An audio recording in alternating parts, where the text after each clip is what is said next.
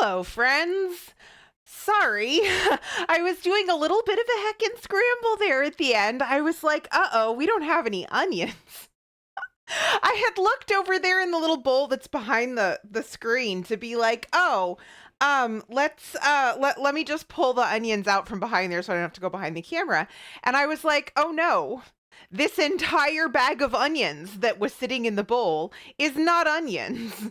It's shallots. And I was like, can we do an Australian sausage sizzle with shallots? And then I was like, I think there might be 3/4 of a red onion in the fridge. And so I went and looked and I'm like, okay, there is. Okay, good. So we have here 3/4 of a red onion. We will make do with that for today. I was trying to go live a little early because I know that our Australian friends are probably headed off to bed. And so I wanted to make sure that we got in a little bit of time with Australian food before everyone has to skedaddle for the evening. So, hi, I'm Leah Fireheart. I am dressed in my very best Australian barbecue garb. Is that what we wear to a barbecue in Australia? This is what I've decided we wear to a barbecue in Australia. This barbecue is apparently for a children's birthday party because we are making today as authentic a sausage sizzle as we can manage, which is not very authentic, but we'll get to that. Fairy bread and pineapple fritters. What kicked off this idea actually was the pineapple fritters, which is like, it was one of those funny moments that you sometimes have with people who live in other countries. Um, where where they were like, oh yeah, pineapple fritters, and everybody outside of Australia, and I guess the UK too has them, was like, what the hell is an Australia? What the hell is a pineapple fritter? I'm like, I am intrigued. I like apple fritters, but what's a pineapple fritter?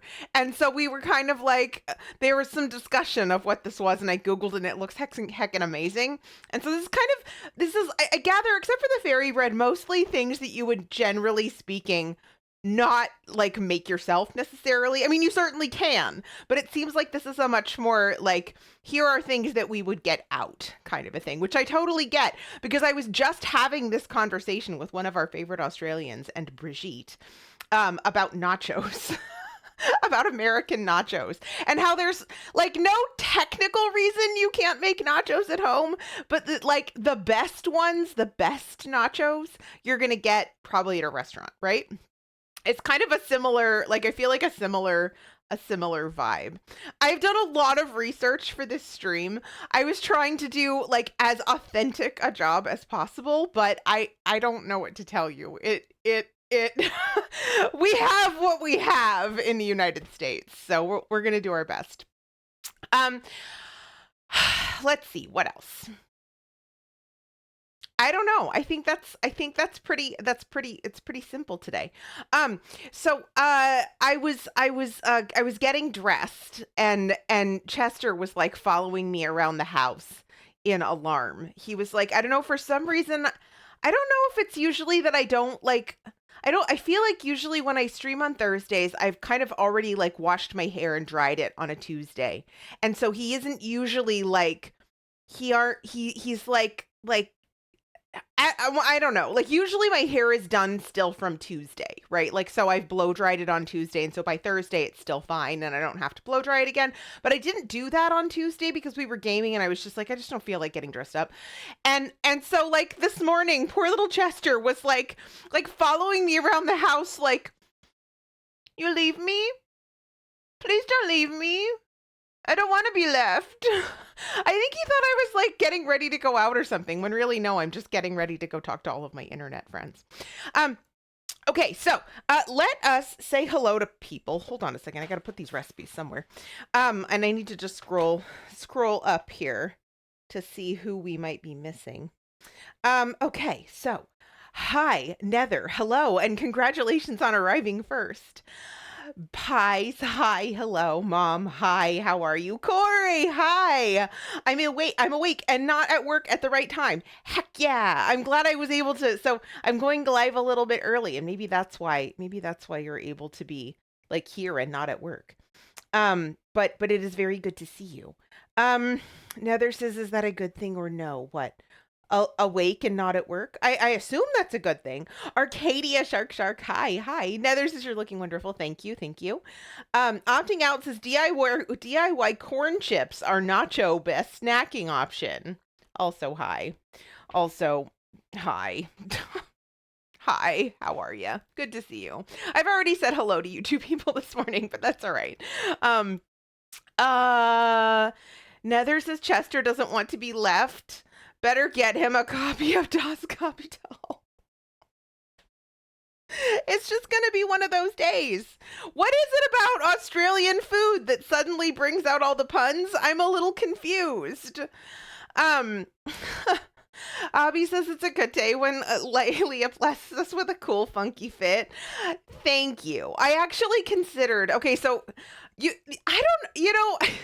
whole thought process behind Leah's wardrobe decisions on any given day are I feel like kind of interesting. So I didn't put on eyeshadow because I was like, if I'm going to a backyard barbecue, I'm not going to the whole like eyeshadow thing, but I am gonna put on like blush and mascara and lipstick. Okay, so we did that, and then I was thinking through, okay, so now what do I wear? And I'm like, I have like this like striped dress that's kind of fitted that, that's very fitted actually. It's so fitted that it has buttons down the front and like I have to kind of tape it closed because the buttons gape and stuff. And that's not a good look. And I didn't really feel like messing with it. So I was like, well, what else do I have? And then I was like, okay, so the theory of this day is a little bit like children's birthday party is sort of my understanding of the food that we're eating today. It's kind of like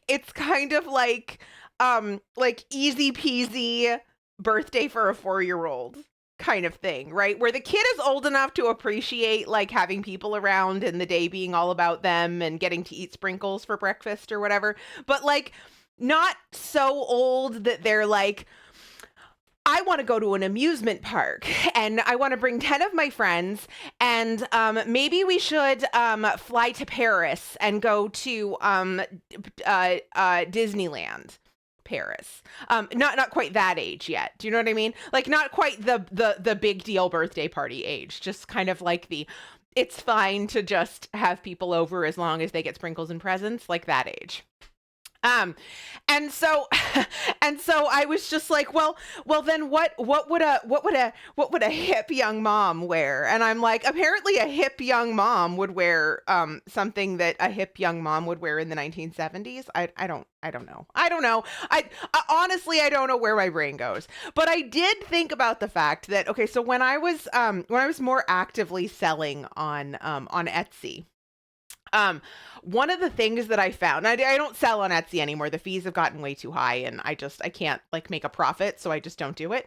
But when I was still actively selling on Etsy, one of the weird things about Etsy was that because it's an international audience, I was actually sending quite a lot of like 1950s and 60s kitsch Americana to Australians. And the thing that was funny was that like I didn't realize this was such a thing, right? But like there's definitely like car culture and there's definitely like a rockabilly culture and a lot of the like really good like pinup hair tutorial people and historic fashion people that I've run into on the internet are Australians. Okay. So there's kind of like this kind of mutual appreciation for like this kitsch Americana deal, right? And what was funny, I think, about the Australian thing was that they never goggled at shipping costs. So like I would frequently get like a message, like an internal message from an Australian being like, okay, you only have, US and Canada listed, but it says you're willing to ship to other countries. Are you willing to ship to Australia? And I'm like, yeah, absolutely. Just one warning, it's going to be expensive. So if you give me your postal code, I can compute it for you and let you know what the shipping's going to be. So before Etsy used to do this itself. Dessert. Vintage! Hi! hi. Oh my gosh, hi Raiders, hi. I was just explaining about my own personal experience of Australians' insatiable desire for 1950s kitsch Americana. I don't know. Anyway, whatever. Hi, it's so good to see you. Um, thank you for that shout out for vintage, Brigitte.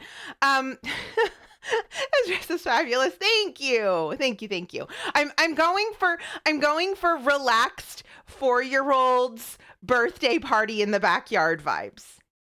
How'd I do? Hi, Whimsy. Yes, real Aussies are here. Exactly. You guys, if you are not following Vintage RPG, you absolutely should be. Absolutely wonderful, amazing, delightful human.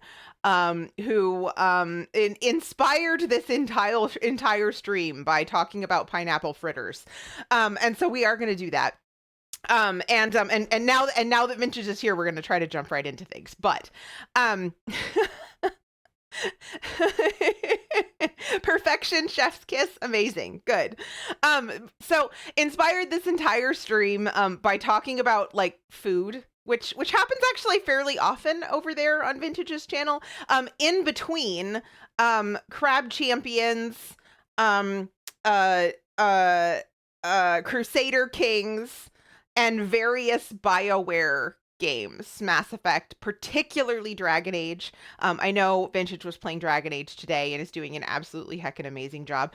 Absolutely demolished the 3 hardest dragons in the game today, just like it was nothing.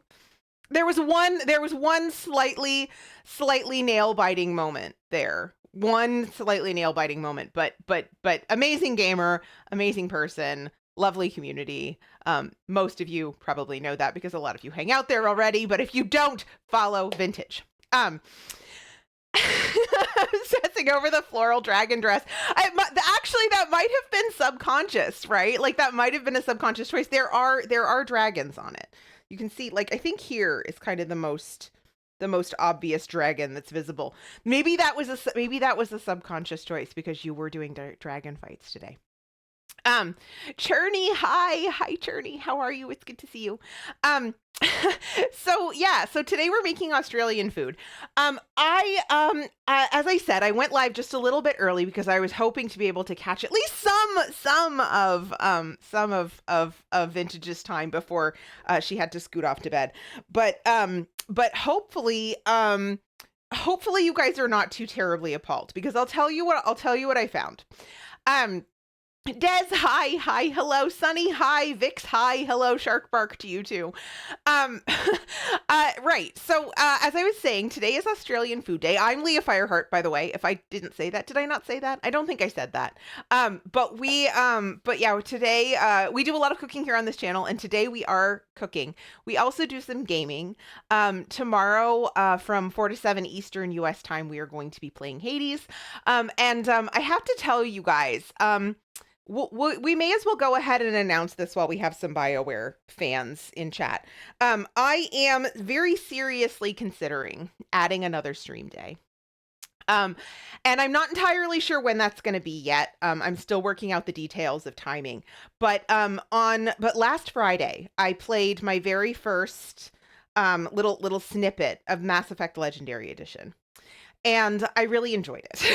I really had a good time with it. And I didn't want to just kind of let it sit on the shelf and get stale while we finished Hades, because I was talking with Grog and he said that there's kind of like a point that you have to get to in Hades. And then there's kind of another point. And at least for him, it took about the same amount of time to get to the first point as it did to the second point. And I'm not going to spoil things for people who don't know what the points are. I just happen to know what the points are because I've watched other people play it.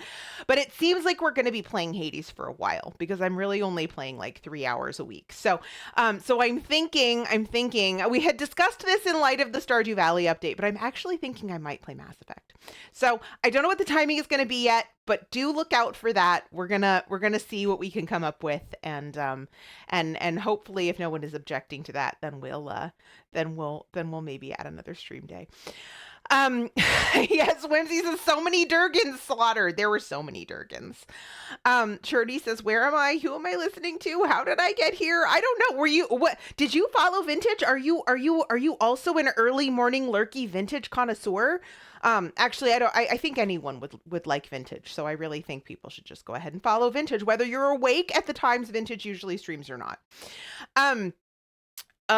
Just since she was hooked, Vintage said that would be so fun. Jane's always here from early. Okay, so I'm seeing no dissenting votes. So the trick is just to figure out the timing of it. So we'll work that out and see if we can come to some agreement. However, we do actually have to start cooking, and just because I don't want to miss. I don't want to miss our prime small sliver of time with our resident Australians. So I'm going to switch over to the food cam. Give me just a moment. And I personally had, hold on a second. Let's turn off just the stove cam because we don't need that for the first thing. So I personally had oatmeal for breakfast this morning, and that's fine. I like oatmeal, but I don't find it to be particularly filling, at least not as filling as the days that we have eggs. So rather than just stand here and let my tummy growl, we're gonna start with some fairy bread. Because we're a 4-year-old and we can have fairy bread for breakfast. Okay. All right. So hold on a second. Let me actually, the one thing I forgot to do is I forgot to get the sprinkles out. So let me grab the sprinkles. You know what's interesting about this? There is substantial international disagreement about this dish. I thought I had a fairly decent understanding of what of like the actual instructions, but a lot of the Americans that try to reproduce this seem to believe that the bread needs to be toasted. And when I could find Australian recipes for this, you don't really need recipes. Like I have round ones. I assume we're using round ones, right? Or wait a second. Am I misunderstanding? Am I misunderstanding this? Because this is supposed to be hundreds and thousands, okay? Right? Isn't that what this is called? We just call them nonpareils, but what? Cylinder sprinkles? I mean, I have plenty of sprinkles. I can get different sprinkles if we want to put different sprinkles on it, okay? Oh my God, we're already offending people. Look, you guys, I tried so hard. Okay, okay, hold on a second. All right, Lassie says take a nap with Vintage and wake up with Leah. Heck yeah. Hi, Lassie, how are you? Let's see. Very important. Did you get round or flat sprinkles? Toasted fairy bread. Did you get the wrong sprinkles? Vintage says either is fine, but people have different preferences. I like the cylinder sprinkles, but the round ones are the classic fairy bread options. They are... Whimsy, yes, they are small and balls.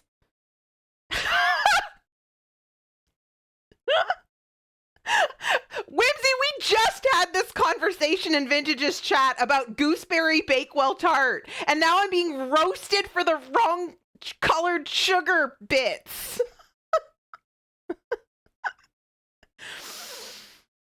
He says either is not fine. Arcadia says Leah canceled due to cultural insensitivity. Vintage says fight me.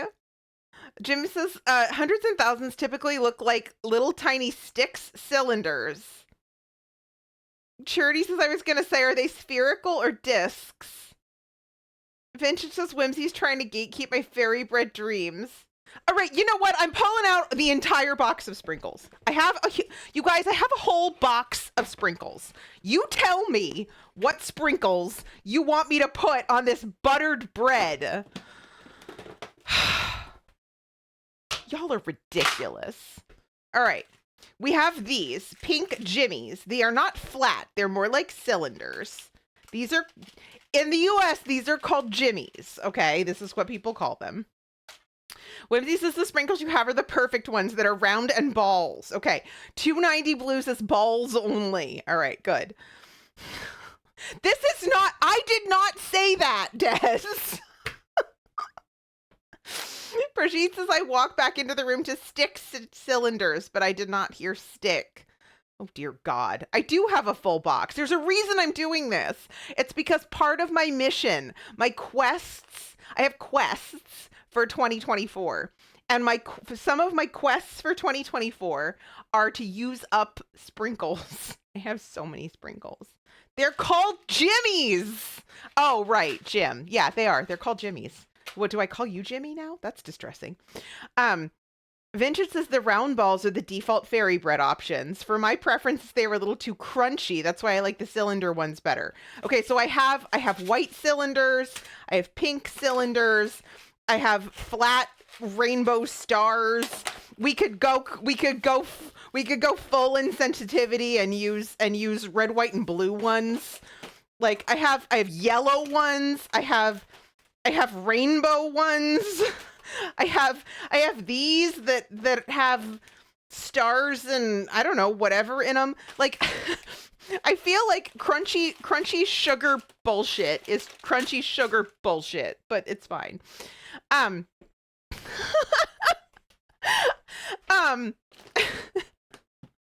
Wait, what? Okay, so we're gonna use the small round balls because this is what Whimsy approves of, and Vintage agrees that is the classic option. I suspect this is going to go poorly. I suspect I did not actually think through my wardrobe choices with regard to eating a bread full of sprinkles, but we'll see how many hundreds and thousands end up down my shirt.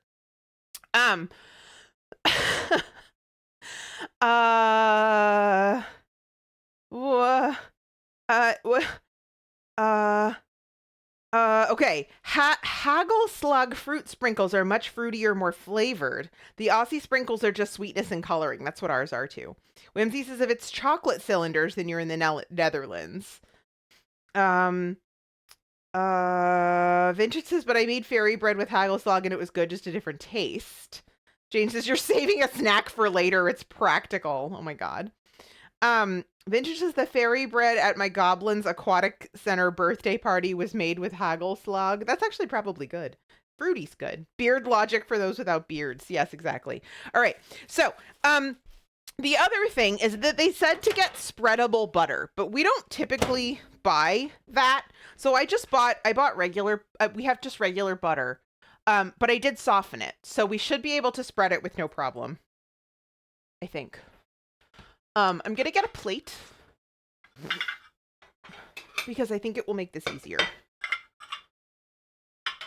We need some kind of sprinkle containment device.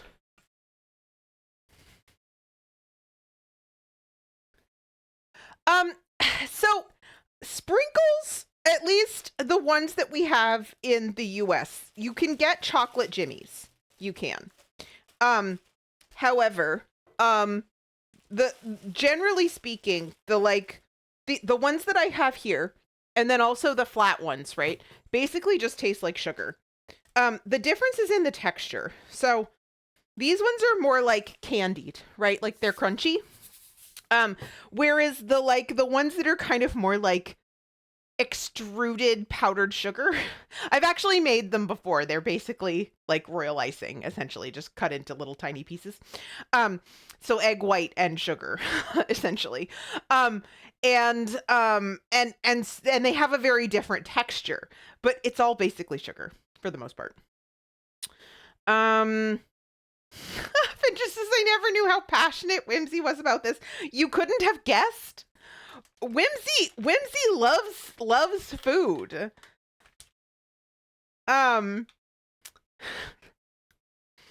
Brigitte says my favorite type of sprinkle is grated cheese. Whimsy says 20 years, we're only now discovering this. Another says they come in different chocolate flavors and fruit flavors. Shinji is gonna go torture Watchdog. All right, good luck. Good luck. I heard you were playing ranked today. Do good. Rank up. Opting out says I found out a couple of days ago that when my wife was a kid, she wanted to be a raccoon when she grew up. We've been together 24 years and this is new info. I feel like I also discovered something recently that I didn't know about Grog. Like there was something and I don't remember what it was. Okay, so as far as instructions go, you guys, there's literally There's literally a recipe for this on my website because I didn't want people to just like go looking on the internet. This is the basic problem with all of these foods, okay? The basic problem with all of these foods is that A, Australians don't agree, which we have just seen a microcosm of here. And B, and B, some people don't think very deeply about their food. Which is just baffling to me. But like there are people who, so we're going to get to this when we talk about tomato sauce, okay? Because or tomato sauce is how it gets pronounced there. But there's a lot of discussion about this, and a lot of people just don't like. One of the comments that I read on Reddit was that tomato sauce has less vinegar in it. Okay, here's the thing. Near as I can figure out, tomato sauce, then ketchup, then American ketchup. Okay, American ketchup is going to be sweeter, thicker, and that's basically the difference. And tomato sauce is going to be thinner, runnier, and a little more vinegary, like less sweet and a little more vinegary. This is the best description that I could come up with based on an amalgamation of all the available information. And yet one guy was like, less vinegar. And I'm like, that is not what anyone else says. Let's see. Brigitte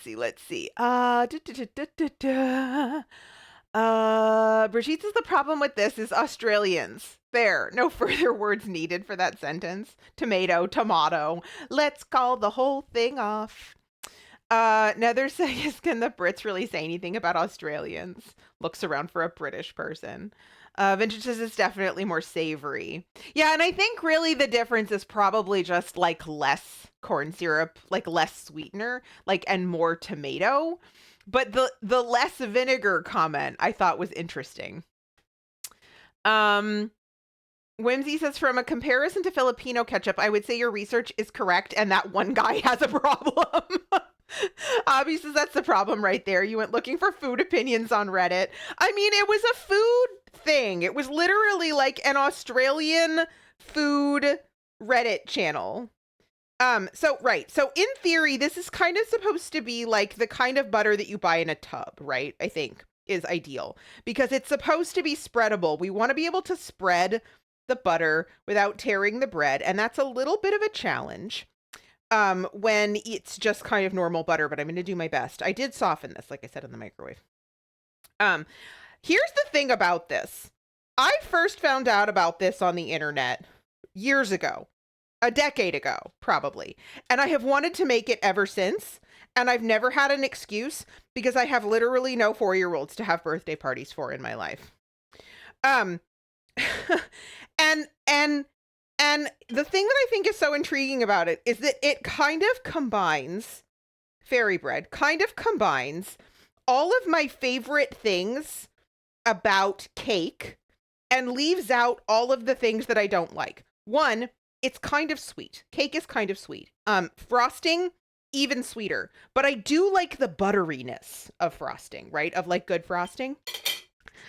I love sprinkles, obviously.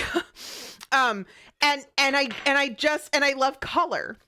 And so this kind of seems to encompass like all of the best things of like a cupcake, like pick up and biteable and just kind of like without all of the things that I don't like, i.e. too much frosting. And so I'm like super hyped for this. Okay. This is so fun. This is the best thing I've ever seen in my whole life. This is the best snack I've ever had. I think this is going to be so good. I'm so excited. And I'm going to pack as many sprinkles onto it as I possibly can. Because honestly, is there such thing as too many sprinkles? No, there isn't. We determined that a very long time ago. There probably is such a thing as too many sprinkles because we are going to lose some of them and they are going to go on the floor, all over the countertop and down my shirt. But we'll live with that. Whimsy says we just have fairy bread at every occasion. You need margarine, not actual butter. Yeah, and I just don't have that. I don't buy it, so we're just not going to use that. We're going to use just regular butter. I'm going to just kind of pat this a little bit just to see if we can get them to stick. Vintage says I've never bought margarine ever in my adult life. Sorry. I don't know why I'm suddenly coughing. Abby says, sure, but there's people on there who will argue with you about food while being active members of the piss drinkers or something like that. Okay, the other thing is that it was very specific that it had to be cut in triangles. No toast fingers, no quarters, triangles. Most of the ones I've seen have been just cut in half diagonally like this. Like so. It's got all the fairy food groups, margarine, sugar, and white starch. 290 Blue says the pro strat here is to have a bowl of sprinkles and press the bread into it. You know what? I thought about doing that, but I was like, everybody just says to sprinkle it on there, so that's what I'm going to do. But I was like, this seems like the better idea, but I didn't do it. I decided to do it like what appeared to me to be the traditional way. Okay, so Sturdy says I want a whole loaf of bread right out of the oven with the good butter. Truly the pickled cockles of dessert bread. I have less suspicion of fairy bread than I had of pickled cockles, I'll be honest. Vintage says I saw a US website which has done a really fancy upmarket version of this where they cut off the crusts and really press the bread down into the sprinkles that look deeply crunchy. Like, I think that was too much sprinkles. They went at it like many USians go for Vegemite, like too much. Triangles are the best way. So Lassie, here's the interesting thing. We're not talking about American tomato sauce. It's its own thing. It's very much like it's a condiment. You put it on other stuff like ketchup, but it's not ketchup, and it's not what we would call tomato sauce. It's like savory, but it's not that savory. Okay, we're gonna try this. How is this not going to be good? It's fucking bread covered in butter and sprinkles. This is so good. This is like, who decided to deprive us of this as young Americans?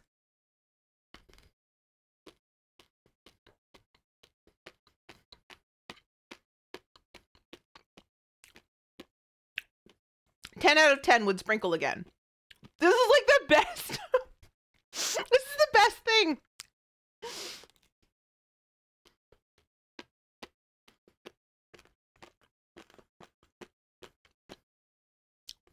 It's like everything I love about dessert and nothing that I don't.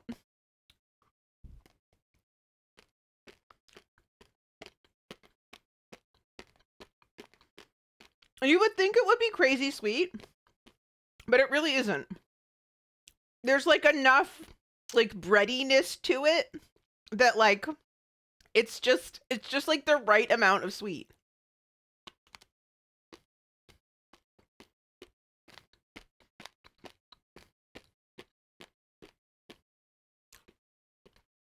Journey says I'm hearing it's tomato sauce to US ketchup as mole sauce is to chocolate sauce.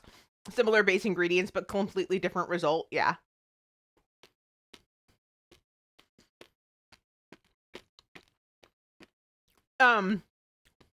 He says now you can have it as parties and things, which is just so easy as well. Like kids fucking love it, and it's 1/10 of the time of baking cupcakes. Honest to God, like and it's got it arguably less sugar than cupcakes, right? Mom says your mother would not have considered giving you that as a child. Closest I can come is cinnamon sugar on bread. Yes, that's true. Hi, Santi. Hi, hello. Good to see you. Arcadia says I used to love honey sandwiches as a kid. And Mom, I don't actually blame you for that. This is like culturally speaking, not an American thing, right? Like that's why it's fun. That's why it's Australian food. And also I do actually appreciate the way I was raised vis-a-vis food, right? And then I guess too, I got lucky because I wasn't a particularly picky eater, like at all, ever in my life. But no, I do actually think that like the prohibition on sugary cereals, soda, excess sugar, fried foods. Like, we didn't ever have like potato chips or anything except at parties. Like, I actually do like, I have an immense amount of appreciation actually for that, because because as an adult now, those are the things that I view as treats, and like, they're fun to have as treats, but also like, it's better for me to have a piece of fruit. So no complaints.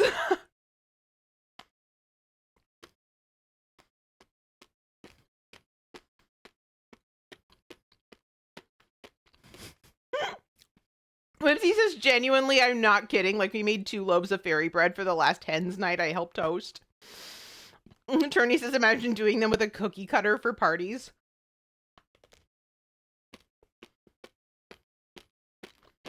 Mm-hmm. We made our whole first dish.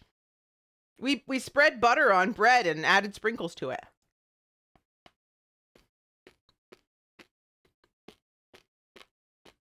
I want another one. Forget sausage. Let's just eat fairy bread.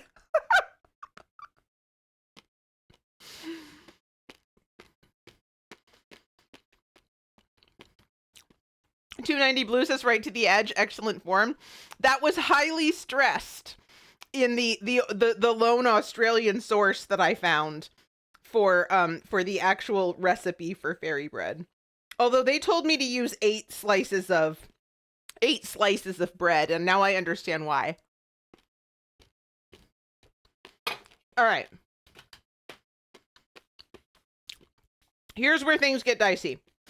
So we're going to actually start with the sausage. And the reason that we're going to start with the sausage is that of the things that we decided to make today, the pineapple fritters were very, very highly intriguing to the international audience. Okay, so everybody's curious about this. And I know that for more commonly, I feel like this is a thing. I'm just licking butter and sprinkles off my knife now. That this is a thing that you'd more commonly have out, right? Like, less of a thing that you'd make at home and more of a thing that you'd have out. But, and then I guess actually too, that's true of like the sausage sizzle thing too, right? But hypothetically could happen in a backyard environment. Here's my problem. My problem is that the sausage sizzle concept does not translate. It's what I found. It is 4 ingredients, okay? Sausage, grilled onions, white bread, and tomato sauce. Australian tomato sauce, which is different from ketchup, but more similar to ketchup than it is to American tomato sauce, okay? The problem is 2 of those 4 ingredients are not remotely available in the United States. At least not without spending $10 on tomato sauce or making a trip to a German butcher. Why German? I don't know. Maybe just because they have a wide variety of sausages. But here's the problem with the Australian sausage thing. Is it an air fryer? No, it's a deep fryer. It's an actual fryer. Oh, Whimsy says people have sausage sizzles at home all the time. Okay. So here's the problem, right? Here's the problem. Australian sausages, if you actually speak to Australians, they're just sausages. Okay, so I asked several Australians what it was, and they're like, it's just a sausage. And I'm like, okay, but there's thousands of kinds of sausages. If you say just sausage, just a sausage to an American, that American is going to think breakfast sausage. They're little, approximately like 4-inch links. They're they don't have a casing. They're just kind of like chopped up and smashed. I guess maybe they do have a casing. I don't know, cellulose casing maybe. I don't know. Whatever. But they're little tiny things that you have at breakfast. So if you just say sausage to an American, that's what they're going to think. If you say like a grilled sausage, for example, they're going to think bratwurst. Okay? So they're going to think like like German bratwurst. But the American version of a German bratwurst, because German bratwurst is just a type of thing. It's like it's a collection of ingredients, and they come in all kinds of different like ways, shapes, and forms. Okay, I'm not an expert on sausage here, but I delved deeply into sausage. Oh no. All right. Okay. Brigitte says what you need is to buy that sausage maker from your throne. No. And then I talked to a butcher. You guys, I went deep on these sausages. I tried. I tried. Whimsy says German checks out, especially here in South Australia. We had a huge German immigrant population. That is very interesting information, and I did not know that. Gotti says it's just a pork sausage. It's not just a pork sausage. It is not. Whimsy says it's better if it's beef. This is the problem. Vincent says also American sausages were also like salty and intensely seasoned. Gotti says, to be fair, I've never had a regular sausage in America. Opting out says a sage person would tell you how to season your breakfast sausage. Brigitte says it's not Australia's fault that America doesn't know what a sausage is. I went deep sausage. I did. Gotti says making regular sausage is super easy. Turdy says I'm a child and cannot survive this conversation. Vincent says Aussie sausages are about 70% beef, usually water, seasoning, starch, flour of some kind, spices, onion powder, etc. Yes, and so and here's what I was told. So I asked someone what brand so that I could actually look up the ingredients online, and I was told there are no brands. They're just sausage. And I'm like, okay, and so like I did a little bit of research, and I discovered that for the most part, people mean kind of like a generic grocery store brand sausage. And so I went on and I found Bunnings and Woolworths and one other thing that I gather are potentially Australian supermarket chains. And I looked at the ingredients in their sausages, which looked like sausage ingredients. Okay. And then I watched a couple of YouTube videos because I was hoping to find, because you can see what they look like in the package, right? And they look very like American hot dogs in a package, okay? But then I went and I looked at a couple of YouTube videos because I was waiting for someone to cut one open, which is a little weird because you wouldn't really do that on a regular basis. You're just going to like put it in a bun and eat it. And after it's been eaten, most YouTubers are not going to show you what the eaten product looks like. So finally, I found someone who was grilling one and cut it in half to check that it was done. And that's where I was like, this is not a thing we have. It's just not. It's not a thing I'm going to be able to get. I'm not going to be able to find this. I give up. I actually think I probably would have been better off with an American hot dog than with what I ended up with. Sorry, I didn't realize until this morning that this is what I needed because I was still watching YouTube videos at 8 o'clock this morning. But Des says I'm stuck on what Americans think breakfast sausage first, because I'm from the South, that's not what I think. Vintage says Woolworth's plain beef sausages would have been my go-to recommendation. They're amazing. Whimsy says same, they're so good, like criminally good considering straight up Woolies. Right. So it's just ground pork, beef in a skin with some spices. Yeah. Okay. But when it comes to sausage, right, there are thicknesses. They're like, some sausages are like this. Some sausages are like that. There's length. What am I doing? What am I doing right now? This is going to get clipped and I'm going to hate my life forever. Why am I using hand motions right now? I may as well just do this. Help!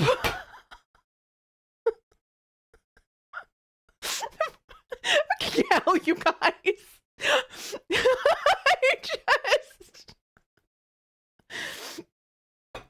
Oh wait, Charity says, yeah, if someone says they want sausage, I'm thinking pizza topping first. A sausage is brats. Okay, fine, fair. I'm not gonna get Tia West, I'm not. Right. So like, Yeah, hot dogs definitely aren't the same though. Delicious, but not what this is. No, it's not. There's texture. So the main thing is the texture, right? So I bought. I'll show you. I'll show you what I bought. It's the wrong thing. It's fine. It is what it is. We did the best we could. It's a thing. So I bought English bangers. Okay. So these are pork casing, water, salt, dextrose, white pepper, nutmeg, ground ginger, ground sage, garlic. Not ideal, not perfect. Okay, they're too thick, they're too stubby. They need to be thinner and longer. Ideally, they should be beef. Okay. All right. Vintage says you can make sausage sizzle sausages with the thick ones also. Just usually the thin ones are cheaper and available in larger packages, so that's the go-to. And yeah, so here's the thing, like and I understand why, like from a practical perspective, right? Not only are they going to be like cheaper and available in larger packages, but also in terms of the cooking, right? So if you're trying to feed a bunch of people and you're trying to do it quickly, then you want something that cooks quickly. And these, like a thicker sausage is going to take a little longer, right? And it's also not necessarily going to like crisp on the outside quite as effectively as something thinner will faster, right? So,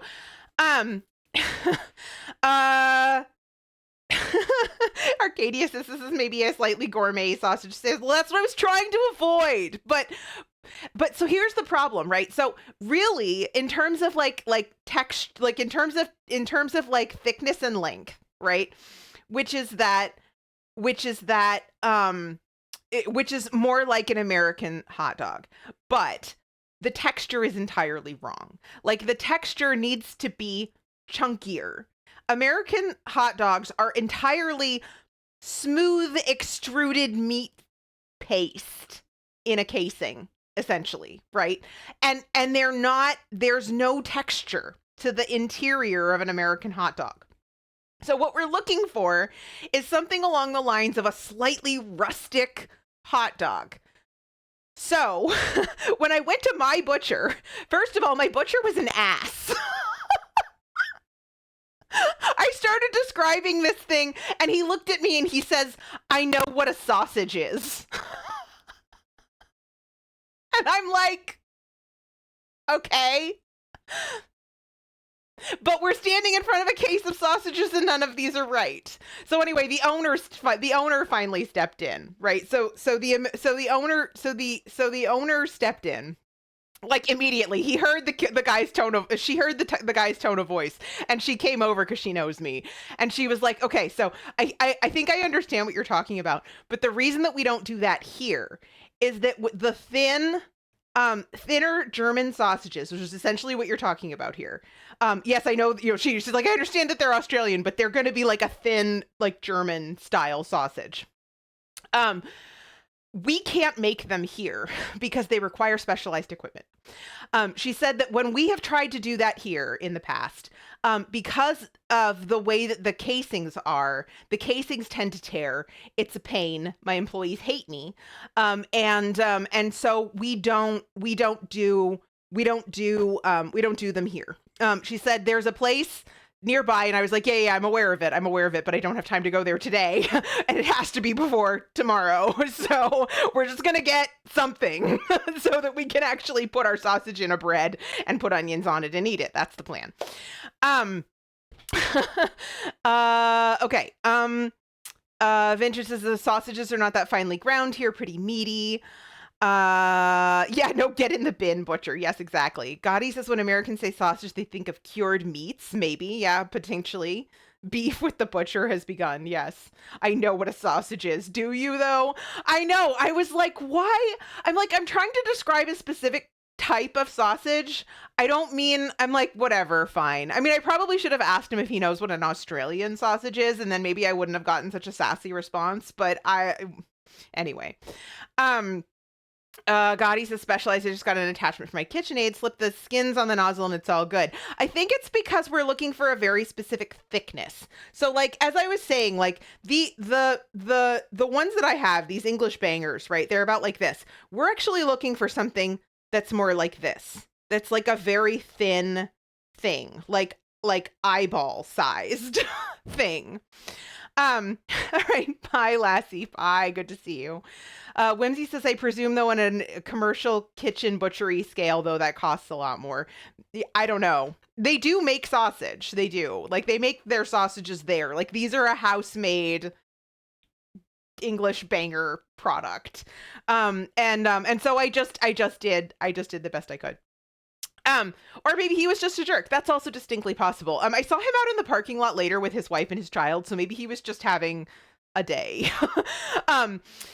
Anyway, so 290 Blue says, who knew sausages would be an international incident? I certainly didn't. First of all, I didn't expect it to like take me so long to like narrow down like the correct genre of thing, nor did I expect to not be able to get even close to it. So you know, it's all right. It's fine. We're still gonna have sausage and bread, and it'll be great. We're gonna love it. So here's what we're gonna do. I'm gonna turn on the stove cam. By the way, I know that I was heavily excited with our resident Australians about this stream. I also know that it's getting really, really late for you guys. And so I will let you know that at this stage, I have covered the vast, aside from actually making the thing and putting it in my mouth, the vast majority of my experience in trying to reproduce an authentic Australian sausage sizzle on the other side of the world. So if you guys do need to head off to bed at some point, please, please, please get your rest, do what you need to do. It has been absolutely lovely to have all of you here. If you want to listen to the dulcet tones of my voice as you fall asleep, lol, then feel free. But yeah, definitely don't feel obligated to stay up, because I don't want you guys wrecking your entire weekends because of Leah makes Australian food. Okay, so Arcadia says nobody expects the sausage inquisition. Whimsy says, in the end, though, even if it's not going to be the same, it still seems like you're going to have a really delicious sausage snack. Exactly. We're going to try. Vintage says, I do need to crash out. I'm fading fast. I hope you have a fantastic stream, though. Thank you, Vintage. Thank you for bringing your folks here. Thank you for inspiring today's stream. I've really had a really good time with all of this, despite the fact that it seems like maybe I stretched myself out a little bit. It's actually this kind of thing that I really enjoy about prepping for a food stream. I like trying to kind of puzzle things out and see how close I can get. At this point, I didn't get very close, but that's okay. That's okay. We can maybe try to do a little better next time. So good night, Vintage. Thank you for coming by, and sleep well. We'll see you soon. Brigitte says Australian food stream 2. Bush Tucker challenge. Leah fights and roasts an emu. Help. Whimsy says it would not be the first time that I've fallen asleep to you being delightful. Thank you. That's very sweet of you. Arcadia said, oh, jeez. Jim is being very good. Argentinian food stream when I have turned off set the menu for right now, because I have 2 outstanding set the menus. One of which I tried to schedule and then had to skip the day, and one that I have scheduled but I haven't talked about yet. So once we actually get through those 2, I will reopen set the menu, and you can spend channel points to make me cook anything you want. However, you can also post delicious looking things in Discord until I am enticed to do it myself. So you can buy it or you can manipulate me into doing it, and you have my permission to do either. You don't have to kid. Right. We rather than, I think, starting all of this up, because we're kind of at a natural break point. I am going to go ahead and run our 3-minute ad break for this hour. This is what keeps folks from having pre-roll ads when they come into the stream. So yeah, well, I'm gonna go ahead and just run a quick little ad break, and we're gonna be back in 3 minutes. I'll see you guys in a minute. Yeah.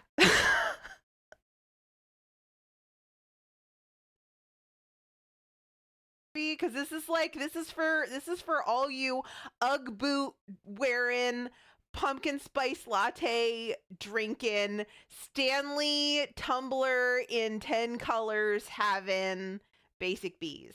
Okay, it's got 4 ingredients and one of them is optional. Stream up on my laptop and muted while my kids finish up classwork. Oh. Are you gonna stop that? Yeah, cool. So now we're gonna let that natural release for 10 minutes. Burn says these are all mine. So are these like a specific reference, like a specific Star Wars? Yeah. Taylor Ham is a feeling. And Jim is also a feeling.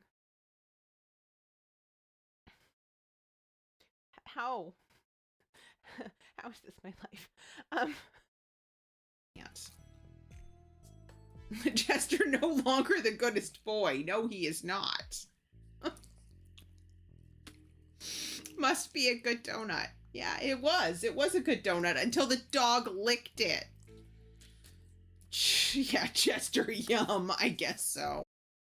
Grog, we are having corn with this, right? There's corn back here that needs to go in the oven. I am not the corn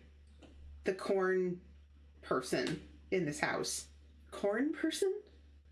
What comes out of my mouth sometimes? I'm not a corn person. Transfer the potato mixture. Oh, I forgot to add the garlic. Oh well. To a paper towel lined plate. Okay.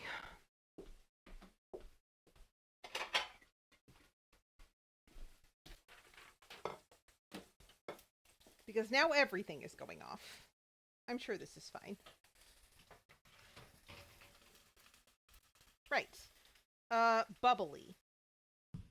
I think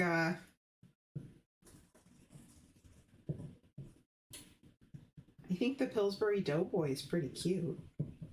Hee is made in Puerto Rico, which is, I thought, kind of exciting. And so we're gonna do that. I know, right? These sound so good.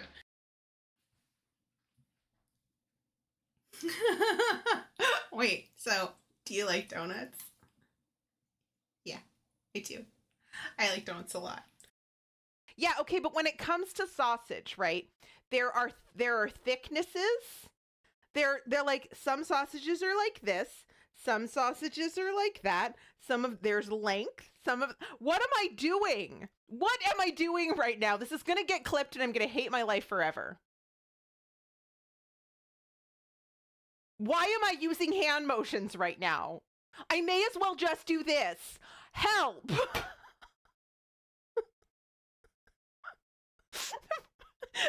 Hell, you guys. I just are and an NPC, and this person is just like,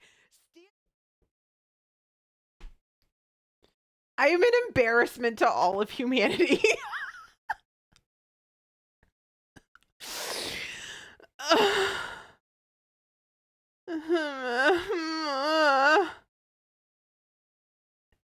Santi says I still feel enticed to mail you some what for these streams? Jade says I'm laughing so hard. I'm glad you guys are amused at my complete and utter emotional devastation. Whimsy says you can blame Australians. We will shoulder this burden. Okay, right. So one of the things that I actually posted this thing to Discord because I thought it was so funny. So I was looking for videos so that I could like see people making sausages, right? And I found this guy. I can't even explain what was happening in this video. It was a cooking video in theory, but it was like, There were masks involved and golf carts that wouldn't start and a dancing sausage on a fishing line. And so much swearing. So much swearing. I was just like, this is amazing. Everyone needs to see this. Everyone needs to see this. I'm like, this feels to me like the quintessential Australian experience. Wait, as in unhinged streams. Oh, there's no H in that. It's just UNHINGED. That's why I couldn't figure out what it was. I need to mail you some hinges. I thought it was a typo. I got it. Okay, I got it now. Santi says, I think you got the wrong video. Whimsy says, we don't notice the swearing. That's just what it is. Yeah, no worries, Santi. No worries. Usually, you are not. Be nicer to yourself. This is not your first language. You're doing great. You do amazing. I just couldn't read through it. I had to figure it out. But you figured it out. And now we are communicating, and that is all that is necessary. Right. Okay. So, what I'm going to do is I'm actually going to cut, I was saying earlier when I started stream before the Australians came to visit, I discovered that the bag full of onions that I have sitting on my counter is in fact not onions. It's shallots. They're just huge. And so I didn't have any onions. And so I have 3/4 of a red onion in this container here that I didn't use up. So not only are we using the wrong onions, we're using the wrong sausage, we're using the wrong tomato sauce. This is the closest approximation to an Australian sausage sizzle that we could get. So I'm just going to go ahead and slice up this onion. Actually, I did put a little bit of olive oil, and in theory, I saw that like we want to maybe do kind of the sausages in the pan and then do the onions in the pan, but I'm just going to do them in 2 separate pans so that we can do it quicker. That's my objective today, is quicker before the Australians fall asleep. No. Don't be embarrassed. You're doing amazing. You're doing just fine. There we go.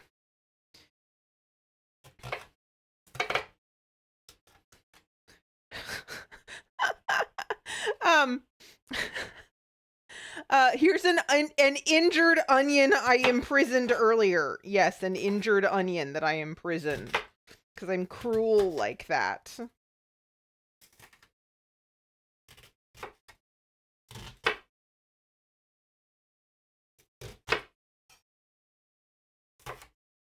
I actually don't necessarily object to using red onion for something like this anyway, and I don't know if there would be substantial agreement across the world on this, but red onions are sweeter generally than white onions, and so they are going to caramelize a little bit quicker.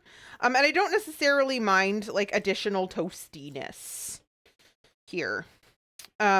So there's that. Sorry, I gotta get my sprinkles out of the way. It's gonna take me probably a little bit to get these pans heated up. And ideally, of course, I saw that ideally we'd be making these on a flat top grill. I don't have one. But it was interesting. The process that someone showed me that on YouTube was interesting.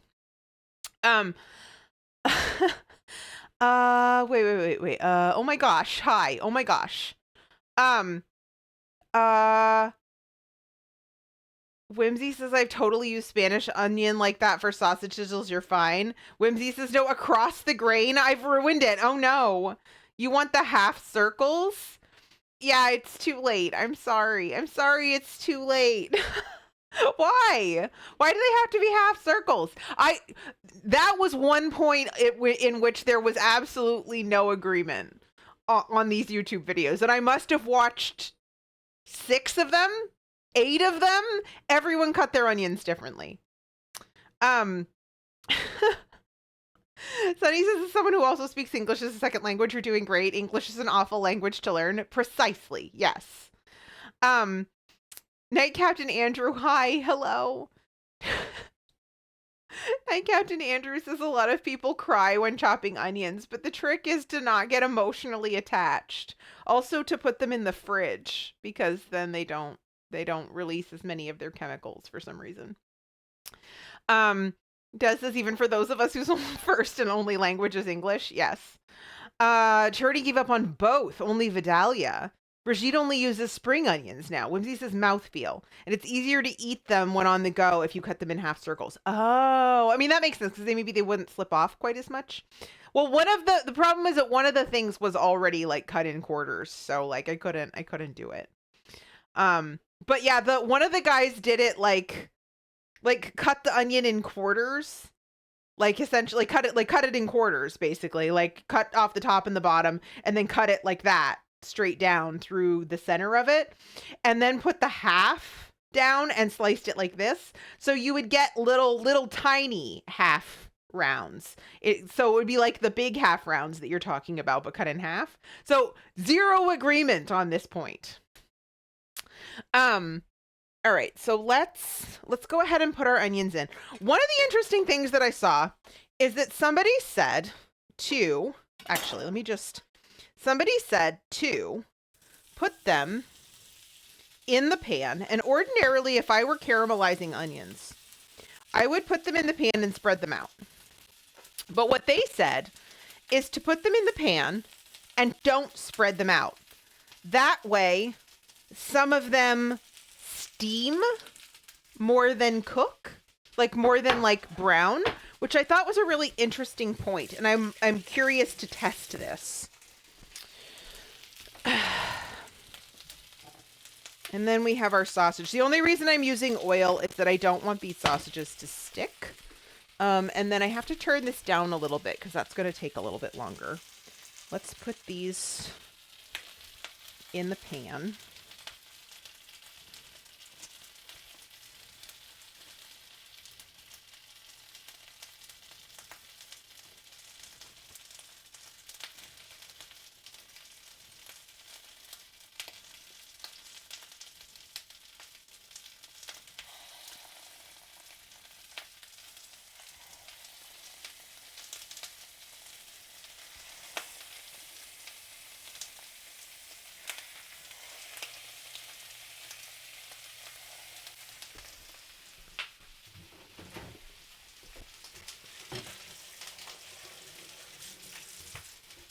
I gotta wash my hands now. Give me a second.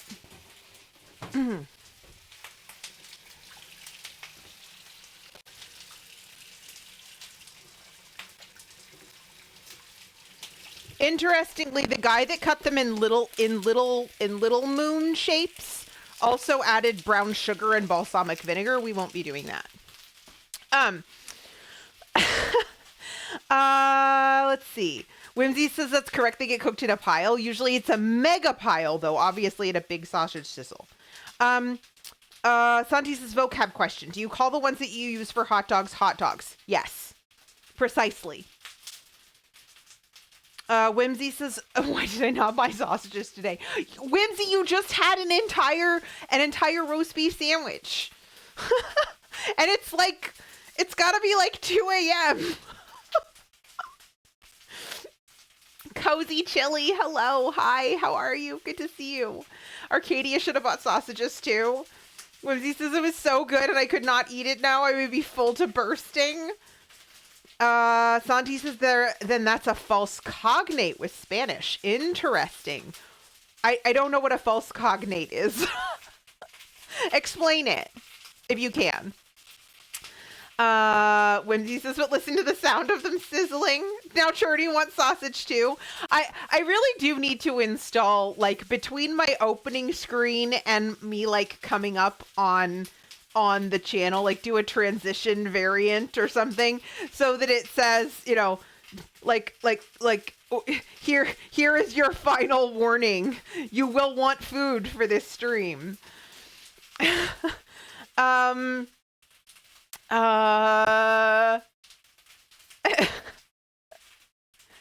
Yes, Jane has a sword here. Yep. I definitely trust Jane, for real. I actually feel like Jane might actually be my least chaotic mod at this stage. Santi says the ones used for hot dogs are called salchichas, while what you're cooking is called chorizo. Interesting. Okay. Churdy says false cognate is something that sounds like it's going to mean one word but translates to a different word / meaning. Ah, okay. Jane says I'm only the least chaotic because you stream during work hours and I've usually got 32 things spinning at once. Okay, that's fair. So Santi says the true cognate is when two words in different languages are written the same / mostly the same and mean the same thing. Ah, I see. So like, I'm trying to think of a good example in French. Oh, my onions are burning. We don't want burnt onions. We want slightly browned onions, but not burnt onions.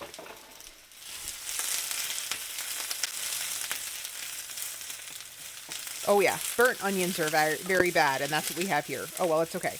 I should pay more attention, honestly. Let's break these up a little bit.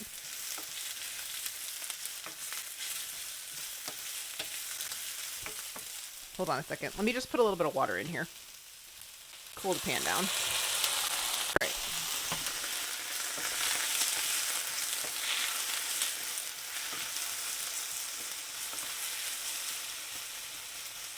So like in French, I'm trying to think of a good example. I feel like Brigitte would be better at this than I would. Breaking up the onions. I mean, I feel like a little bit of char is not the end of the world for something that you're going to typically be making on a barbecue and not in a pan on the stove, but we don't want to burn them too much.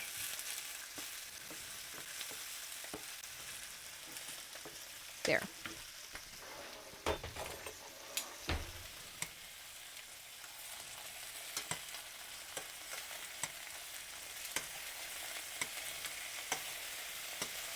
Ah! That sausage just squirted. At least it didn't squirt on me. To turn this around a little bit. It did squirt on the pan handle, though.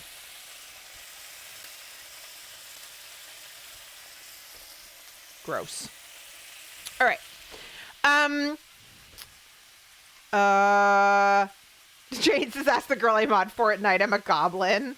All right, so Santi says, then a false cognate is when two words in different languages are written the same / mostly the same and mean different things. Sunny says Dutch and German both use the word bellen, but in Dutch it means calling someone on the phone, and in German it means barking. Oh no, those are different things, and you could potentially offend someone by using it wrong. King, hi, hello, good to see ya. Santi says this is one of the things I have learned about in teacher school. Yeah, see? You know more than you think you do.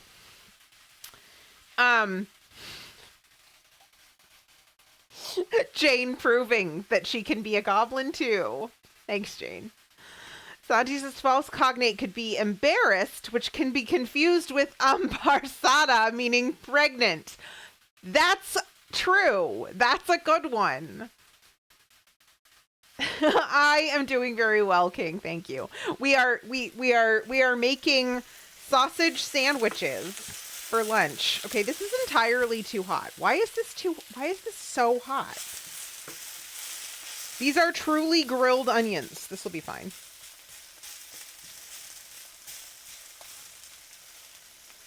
I feel like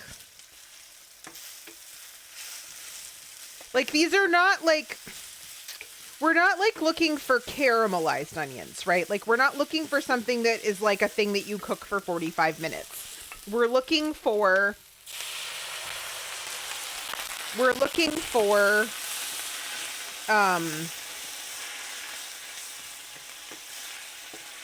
grilled.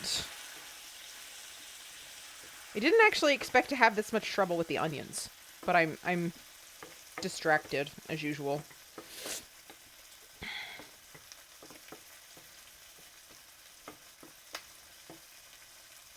Okay, so here's the thing.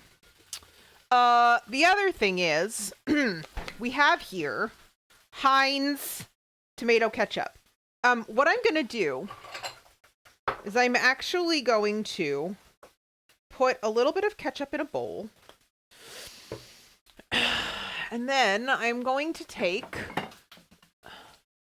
a bit of malt vinegar and I'm going to mix it in and I'm going to see if we like it. Because in theory,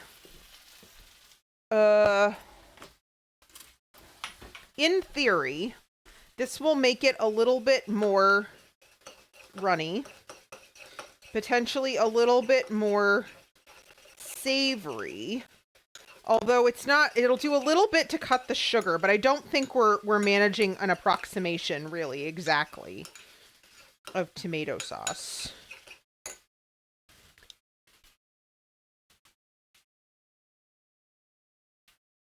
I didn't ruin it. It still tastes like essentially like ketchup though. But it is a little bit less sweet. Bim Bim says Portuguese obrigado and Japanese arigato are false cognates.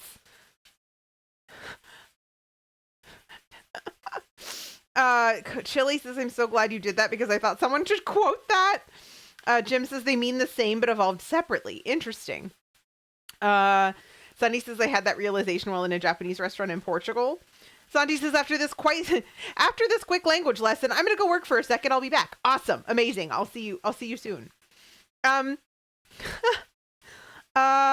says it helps when they're on the griddle because they brown more easily that way. Yeah. Embarrassed and embarazada are actually true cognates but false friends. Anyway, Santi, you're doing great. I maintain that you're doing great. Okay, so these are actually like done and they are browned. So that's okay, I think. These are mostly done. I'm going to spread them out just a little bit so that some of these bigger pieces cook a little bit more, but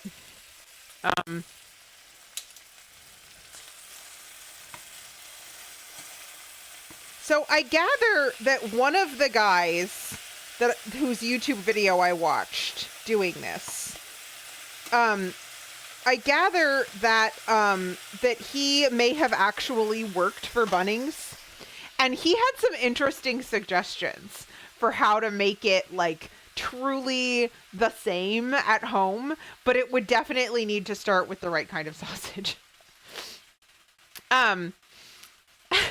290 Blue says, honestly, I'm confused how this doesn't exist in America in the first place.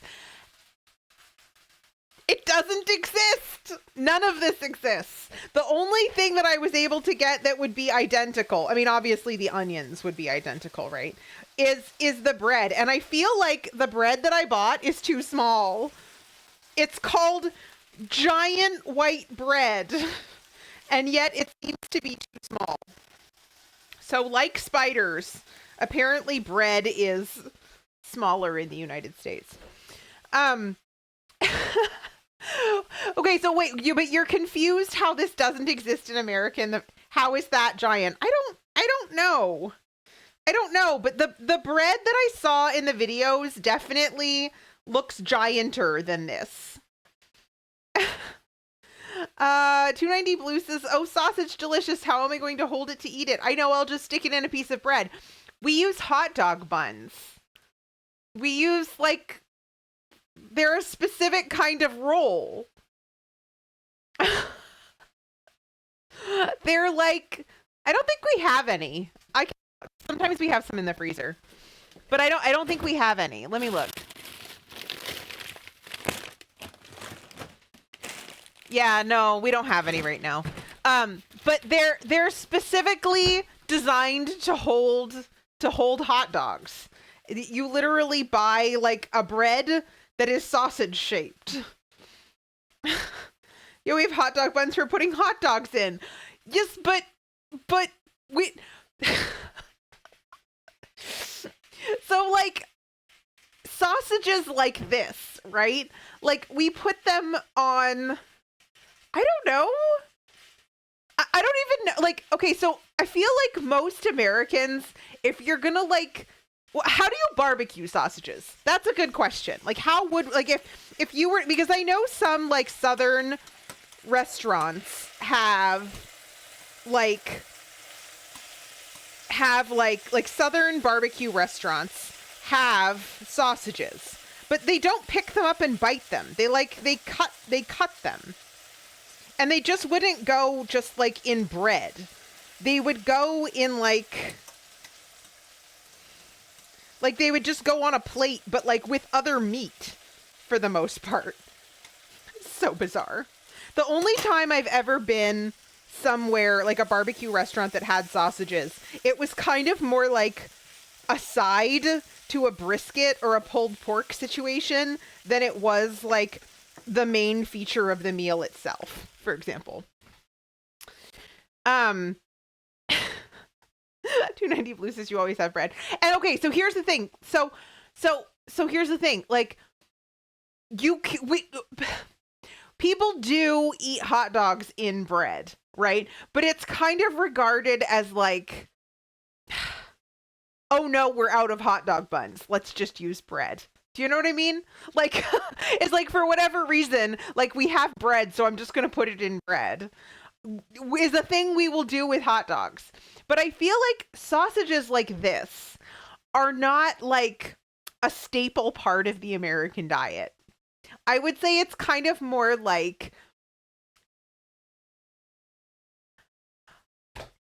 I don't know, I'm at a loss.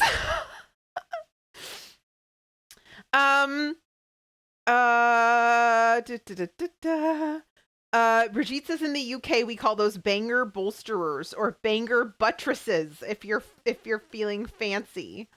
Santi says in Argentina we have something called choripan, which basically means sausage bread. I love it. Are they more like is it more like bread or is it more like a sausage shaped roll? Whimsy says you light the barbecue and then you put the sausages on it. Does this down here serving white bread slices is common with sausages? Okay, yeah, that is true. Texas, right? That is absolutely true. That is a thing. That is for real a thing. In fact, I've even sometimes in barbecue restaurants seen them put other things just on top of regular white bread. So it's not like a sandwich. It's just like kind of like a thing to soak up meat grease. But like with pulled pork or brisket or something that's just kind of like a plate, but you're not going to pick it up and eat it that way. You're going to like use a knife and fork and eat it on a plate for the most part, right? Jane says I grew up with hot dog buns on bread because my parents weren't going to spend money on buns. Fair. Just this poor man's hot dog is what we called that. Jim says banger buttress is where buddy comes from, as in a bacon buddy. Whimsy says, I had always wondered why they were called a chip buddy. And 290 Blue had always wondered about the origin of buddy. Des says you did make sandwiches with it too. Okay, interesting. So my experience of Southern barbecue is not like truly Southern, right? It's kind of like, because it's not something that we have in California. Not really. We have our own kind of barbecue in California. And at least where I am isn't, I mean, technically where I personally live is the South. Okay. Personally, technically where I live is the South, but really we're in a suburb of a major city that is not Southern. so like not even technically Southern. and so like the things that I have here, they're kind of like a gourmet version of barbecue. They're not like you're going to go into a shack on the side of a road and get the best thing you've ever eaten in your life. They're like, tend to be enormously expensive sit down, like restaurants. Like, and because it's so meat heavy, because it's like, and meat is expensive, they do tend to be expensive. And so it's kind of like, it's a facsimile of the original. Tessa said onions and pickles. Sunny says I never wondered about the origin of British words because I assume there's something weird. 290 Blue is confused by this geography. Well, okay, so North and South in the United States is kind of a big deal because we went to war over it. So there's a line that goes across the eastern part of the United States called the Mason-Dixon line. And what that was northern states that were in the Union and southern states that were in the Confederacy. That line goes between Maryland and Virginia, okay? So, oh no. Actually, technically, I think Maryland is below the Mason-Dixon line, isn't it? But Washington, D.C. was 100% part of the Union and not part of the Confederacy. So the deal is that I live in a suburb of Washington, D.C. and in Virginia. Virginia, of course, housed the capital of the Confederacy, which is Richmond. It's about 2 hours south of me. John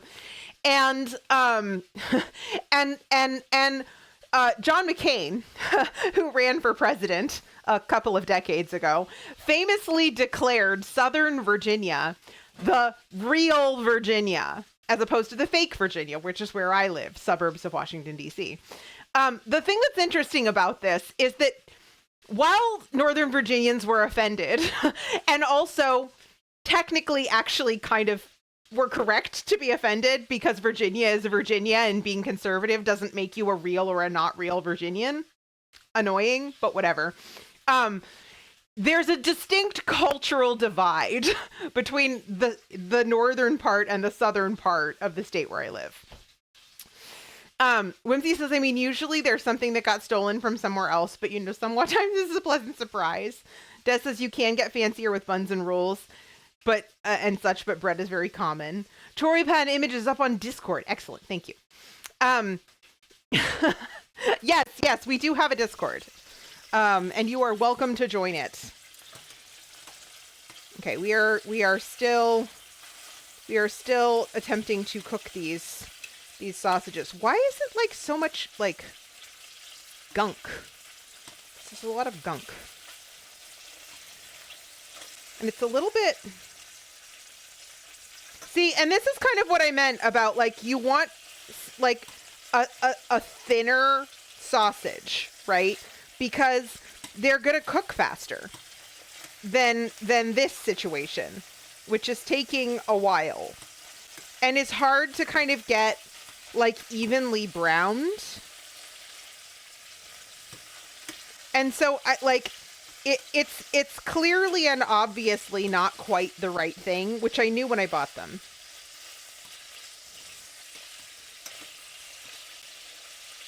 There. I'm going to turn this back up just a little bit. I thought I was already a member and I'm very confused. Yes, Discord Elysium. Yes, exactly. Name courtesy of the hilarious Grogdard Gormon. I forgot that was Grog's. I had actually forgotten that was Grog's suggestion. It was a good suggestion, though. Good game, too, Disco Elysium. Gosh. I'm hungry again. Smelling the sausage cooking, I'm hungry again. And also fairy bread, not terribly filling. Good snack, though. Might have to do that again. Des is also hungry. Is it just the sound of the sausage sizzling? I mean, it is called a sausage sizzle, right? I do kind of wish I had just gotten hot dogs. Even though hot dogs are not quite right.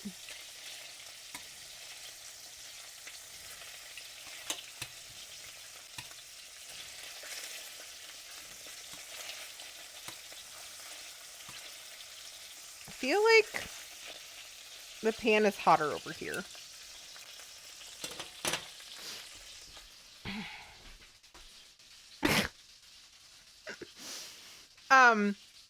290 Blues says, pardon me, I was just refreshing my East Coast USA geographical knowledge. Well, then your grasp of US geography is already better than my grasp of Australian geography. I don't think I could name... Are they states? They are, right? They're states? I don't think I could name all of the Australian states, for example.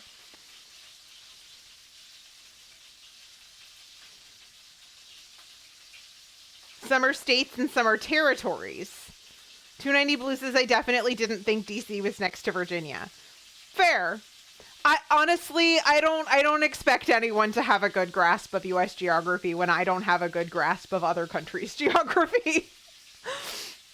The only reason I have even a remote understanding of like UK geography is that we lived there for a while. Europe, because we kind of had to like memorize it in school. I don't know. But when you get outside of Europe and I'm kind of like, very dicey. So out of curiosity, where did you think DC was? Because I once had a very interesting conversation with Brigitte about where Maryland is. I think Brigitte might have been confusing Maryland and Maine. So, which is understandable. Jim says Washington, D.C. being nowhere near Washington or Columbia is honestly violence. It's not near the state of Washington, but Washington, D.C. did exist first. Sunny says, I once did a very shitty job of trying to fill out the U.S. map. Those are actually very, very amusing exercises. Trying to fill out maps. Blank maps.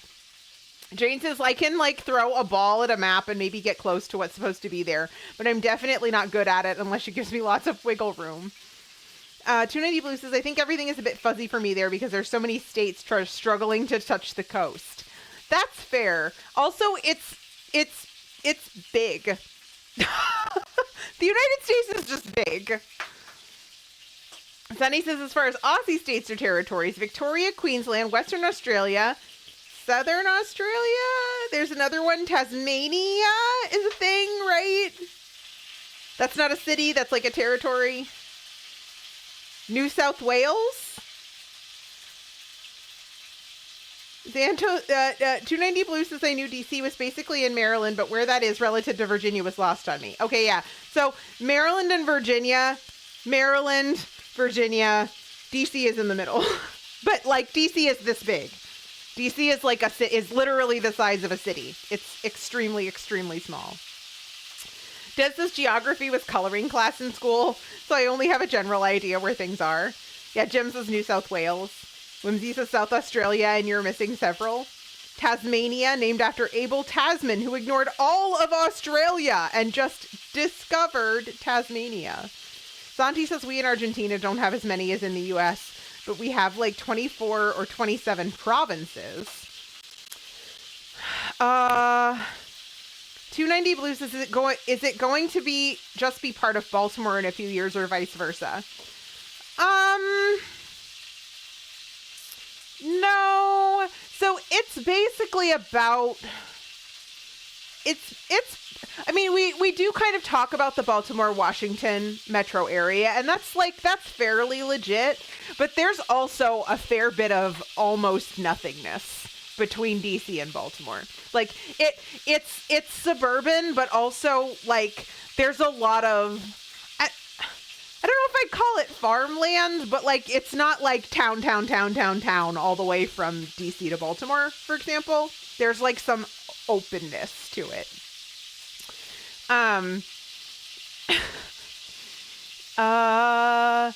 Sunny says we have 12 provinces, but one of them was only created in the 70s. Sunny says the Dutch really said Australia. Meh. Tasmania and New Zealand, though. Night Captain Andrew says I love strategy games, so some of my geography knowledge comes from games. Not to mention where in the world is Carmen San Diego. That was a legit one, I gotta say. Wait, Des says, is that like the Fort Worth, Dallas area? I guess so, probably, yeah. It's like, it's two distinct places, but also they're kind of like an hour and a half, depending on traffic apart. So, like, Santi says, did you know that Argentina is the 8th biggest country landmass-wise? I would have put it up there, but maybe not 8th. Whimsy says, to be fair, the Northern Territory isn't a state is pretty much racism at this point. The USA is 4th. Contiguous US, yeah. 290 Blue says, Crusader Kings in Victoria have taught me so much geography. Sunny says they just learned about the existence of the Australian Capital Territory. These are taking forever. All right, okay. We have Browning. We have actual Browning. That's good. We want actual Browning here. So we're just going to leave those for just a little bit longer, like about 3 minutes.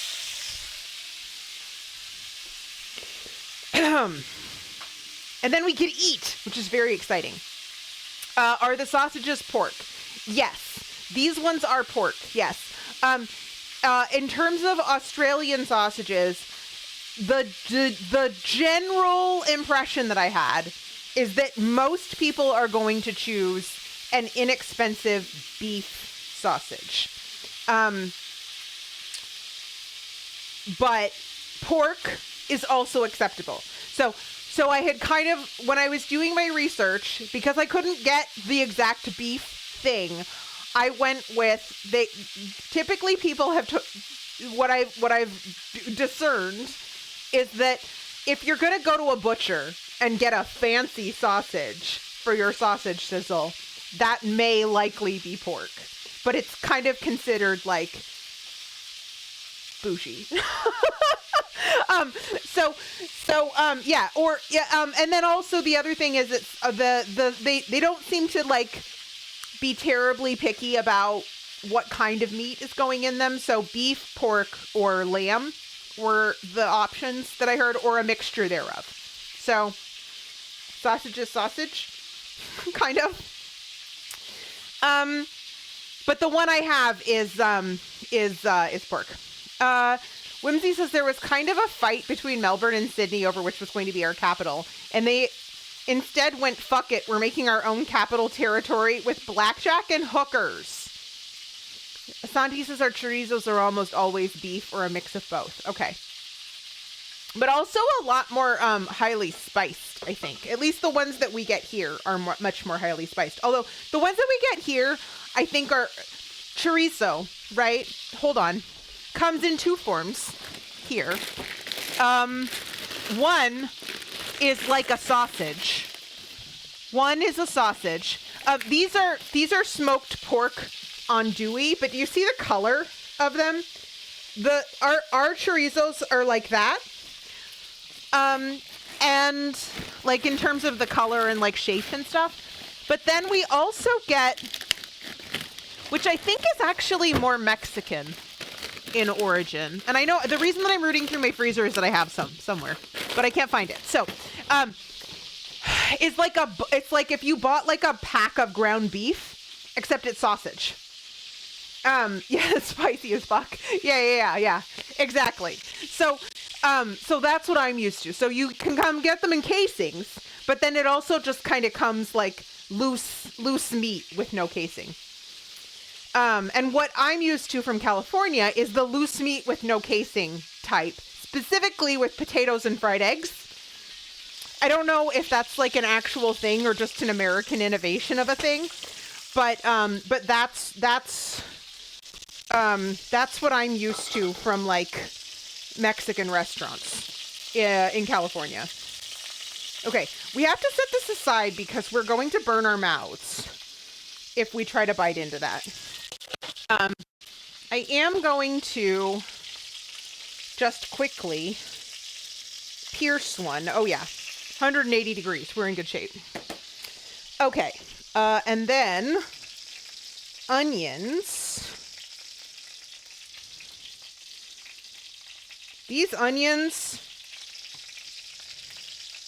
are going to be a problem. How much onion? I don't know. That looks like a good amount of onion. And then our slightly adulterated ketchup. This is still definitely too thick, but I suppose we could have diluted it just with water or something. That would have probably made it less sweet too, and also runnier. All right. There. I'm just gonna move that off the heat so that it stops sizzling.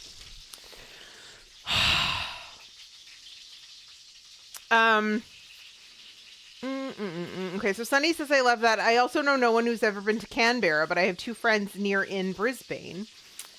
Night Captain Andrew says there's some variety and spiciness depending on who makes it. That's true.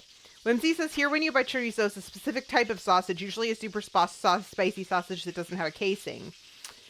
290 Blue says we know a bizarre number of people in Canberra.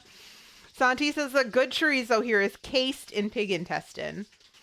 Sunny says apparently there's a town city called Sunshine Coast north of Brisbane, so I feel like I should be living there. Master Splits, hi. Master Splits has been to Australia. What's on the menu? We have made an Australian sausage sizzle, which is sausage, grilled onions, white bread, and it's supposed to be tomato sauce. I have used ketchup because we can't get tomato sauce Australian style in the United States. And we're about to, as soon as it's cool, we're gonna bite into it. Sandy says, tell me you're putting another piece of bread on top. No. 290 Blue says we haven't been to Canberra. Okay, so here's what I'm gonna do. Because actually my understanding is that most people are not actually getting a plate with these things, right? Like for the most part, we're gonna grab a napkin, and I'll give you a sense of how this is gonna go. The napkin is gonna go like this, right? And the person's just gonna hand it to you like that, typically. And so that's how we're also going to eat this. A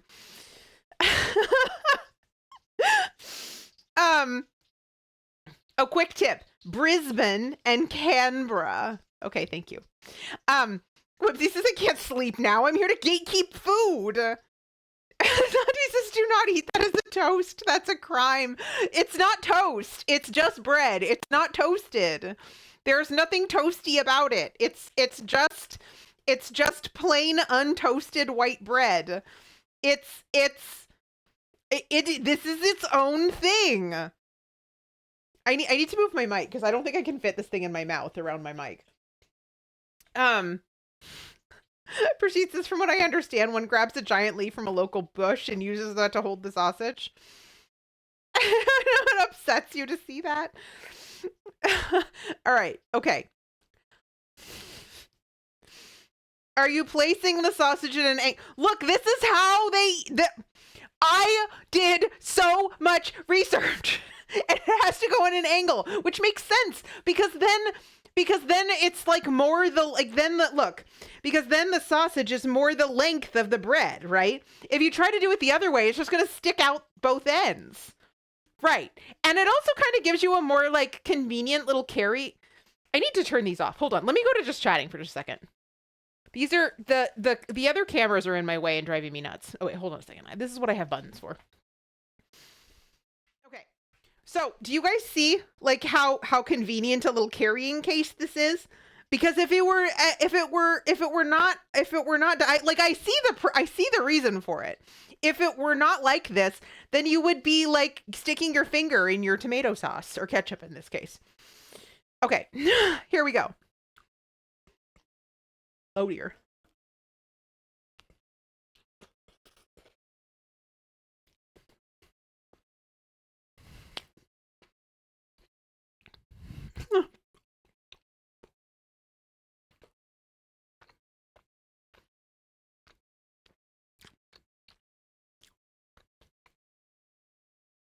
This is a sausage on a bread with grilled onions and ketchup.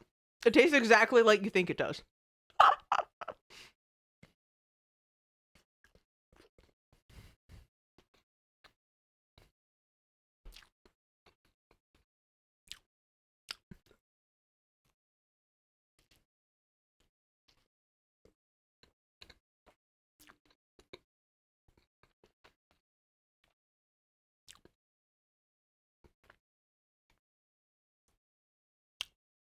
Okay.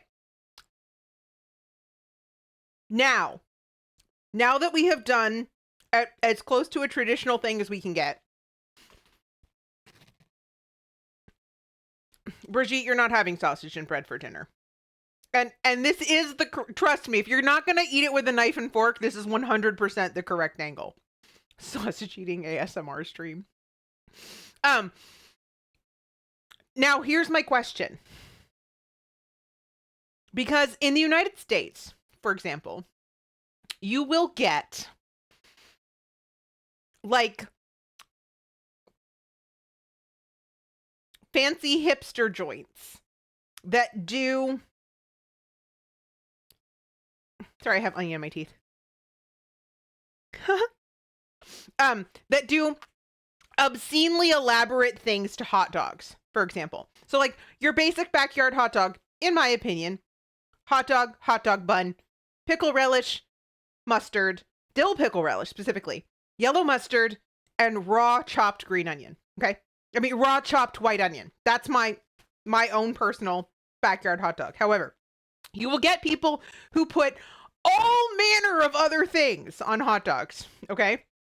Like to the point where they become an entirely different food. Have people bougied up the sausage sizzle concept, and is it widely accepted and respected?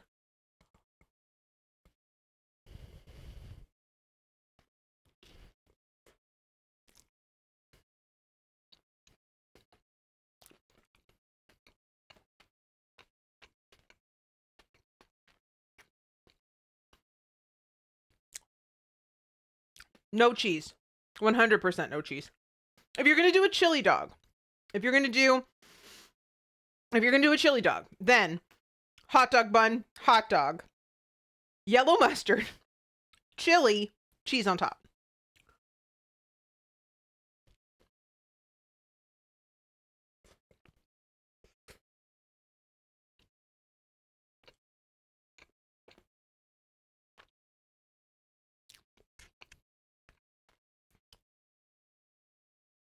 And Whimsy says the sausage sizzle is sacred. So beer onions and that's it.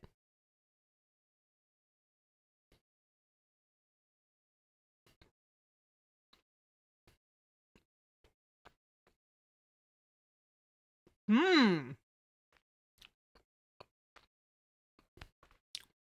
you can put butter on the bread. Why would you need to do that?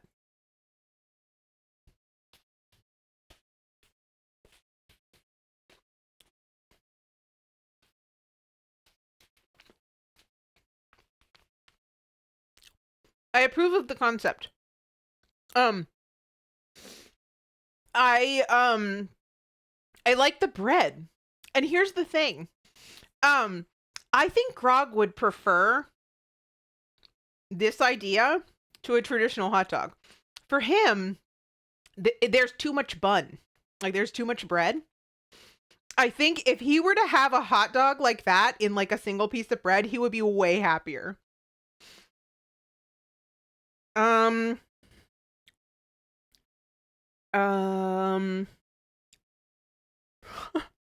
290 Blue says the big question is, do you suck on a chili dog, or was John Mellencamp misleading us all?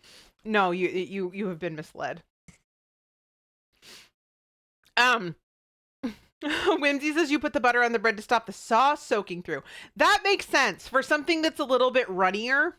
The ketchup, obviously, you can see just kind of sat on top, like it wasn't an issue. But like if the sauce is runnier, then that makes sense to me because you're just providing it's less about the butter and more about the oily barrier.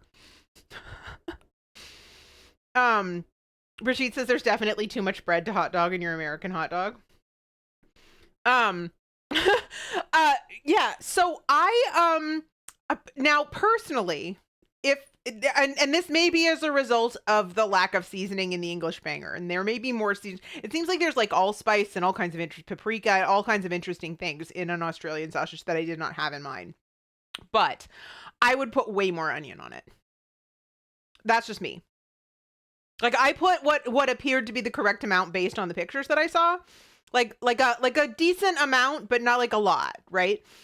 And left to my own devices in my own house, I would put way more onion on it. Whimsy says, I mean, butter is always better, absolutely. But yes, it's about protecting bread integrity. That makes sense. Yeah. Sorry, my nose is running now. Okay, that was delicious. I like that. And I would make that again. 200%. We might even have another one before the end of stream. Let me put away the ketchup.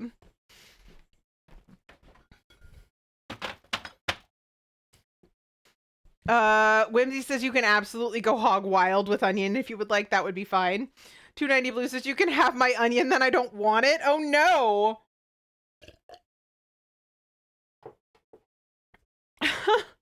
Brigitte says I substituted the cashews in this recipe for peanuts and the chicken for beef. It did not taste good. 0-star recipe, do not recommend. That is not where we're at. I just said I would put way more onion on it. And obviously the sausage was wrong, the sauce is wrong, but we got the general gist of it, right? And it's different. It's 100% different than an American hot dog, which is what it most closely resembles visually, right? So Sunny says, so what I've learned is that Australians have no common agreement on what their food should be. Look, nobody does, honestly. Like, I think the only people, well, I mean, I don't know, maybe not. Like, I feel like the French are fairly prescriptive about some things. Italians are fairly prescriptive about some food things, but I don't know about, I mean, one of the things that I think is interesting, Americans are not. You will get a lot of disagreement among Americans about what belongs on certain things and what doesn't, right? Largely as a result of like a high degree of regionality, which may also be true of Australia. The interesting thing though is that Australia is a lot like the US in that it's a cultural melange. And so part of, I think, the disagreement comes from not only regionality, but in terms of kind of the way that various people's different culinary roots interact. So, like, for example, in fact, this is really funny. So Grog and I was going to make turkey burgers for dinner last night, but the turkey didn't defrost in time. And you can't really make burgers out of not defrosted meat. That doesn't work. So we ended up ordering tacos. And I was super excited when he wanted to order from this place that we love called Taco Bamba. It's a chain, so I'm not giving myself away. But it's a little local chain, and they're all over Virginia. I mean, all over Northern Virginia and Maryland. And they make a specific kind of taco. And it's the kind of taco that I grew up with, which I would have said was like Mexican, right? It was like a Mexican style thing, which is maybe true. However, what I discovered working in a restaurant with a bunch of Central Americans, that kind of taco is highly, highly, highly, highly also correlated with Central America. So we're talking about a soft corn tortilla, not a hard tortilla, and then sliced meat, more likely than like ground beef, which is what you would get in kind of more of a Tex-Mex. A Tex-Mex taco tends to be more of like a hard, crunchy yellow shell, ground beef, iceberg lettuce, cheese, potentially cheese sauce, or just plain cheese, and salsa, maybe salsa, but like that's not the kind of taco that I grew up with. Okay. So, and Grog was saying that one of his coworkers at the office was like, "Oh, I hate that place.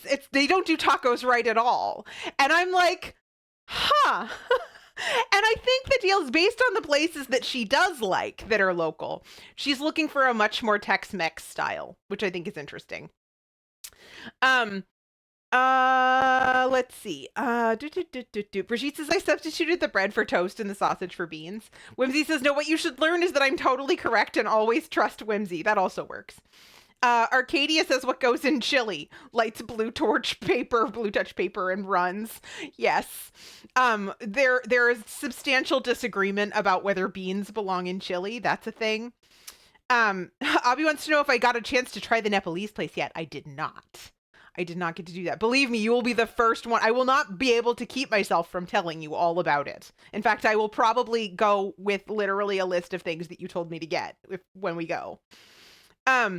Whimsy says this is for sure true. South Australia is originally very German, Greek, and Italian. German especially, as was the settlement first, and this is not the case for any of the other states. Interesting. So, yeah, right. So that's the thing. So, like, my experience growing up in California, we're going to have a significant Mexican presence, and that's true, but also way, way, way more Central Americans than I realized growing up. So, El Salvador, Nicaragua, and Honduras particularly. And that's true of where I live now too, with much less, much less populous Mexican population. So yeah, I mean it's and of course, but me growing up, my family is Italian, Norwegian, and English and Irish.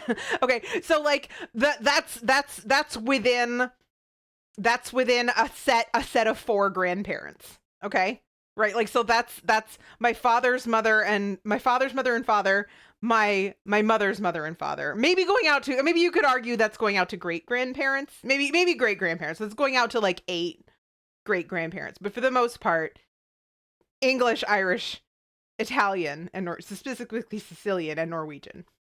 And so like so it's interesting, right? Because I feel like in places that are a little bit less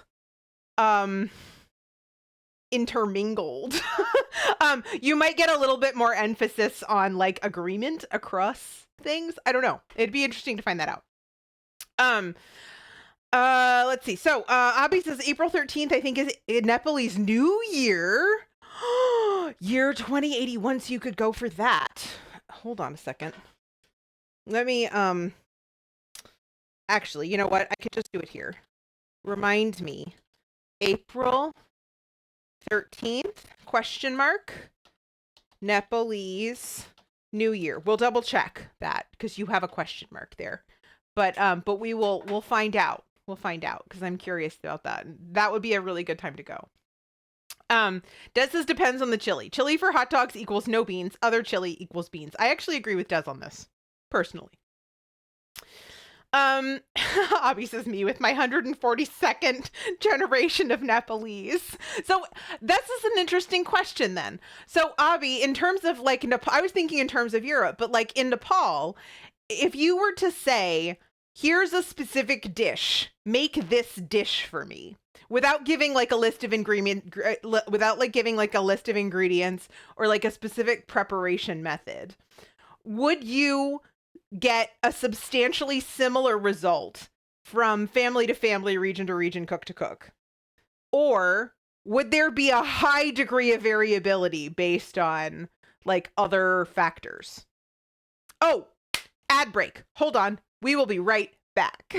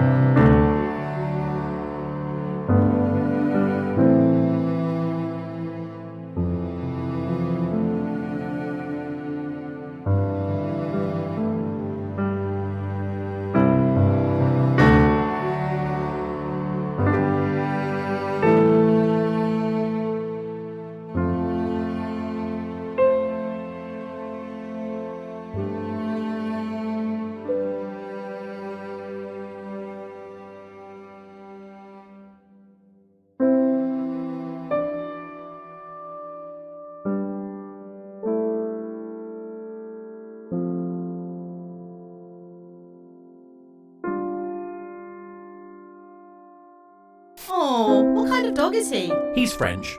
With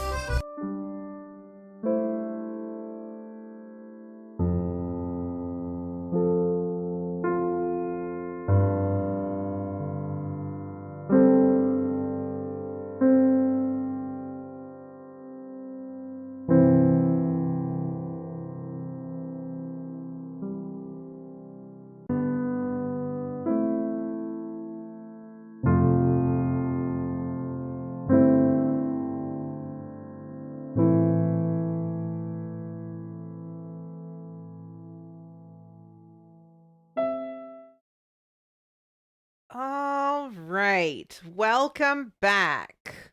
Hello, everyone. I'm actually going to turn off the stove cam so that we have a little bit more space to play with. Okay. Okay. Right. Arcadia's second generation English but entirely Irish heritage. I should probably care about it more than I do, TBH. I don't know. It's interesting because I feel like a lot of Americans who are barely Irish care so much about it, which I think is really interesting. This whole concept of ancestry is fascinating to me. Okay, so Abby says, well, we have your usual common dishes, but most people agree on the basic stuff like rice doesn't change. There's preference, but no one will tell you that's the wrong kind of rice unless it's pulao, in which case it's only basmati rice for that. Curry stays somewhat the same with specific kinds, but there's region specific curry. Nepal is smaller, so it's more homogenous compared to, say, India, where the food in the East is completely different style than to the West, even if the ingredients are the same. Interesting. No, that's good. You're fine. No, I asked the question and I appreciate the detailed answer. So you think it has more to do with size in this case than specific culture, but also kind of maybe resulting from kind of more cultural homogeneity.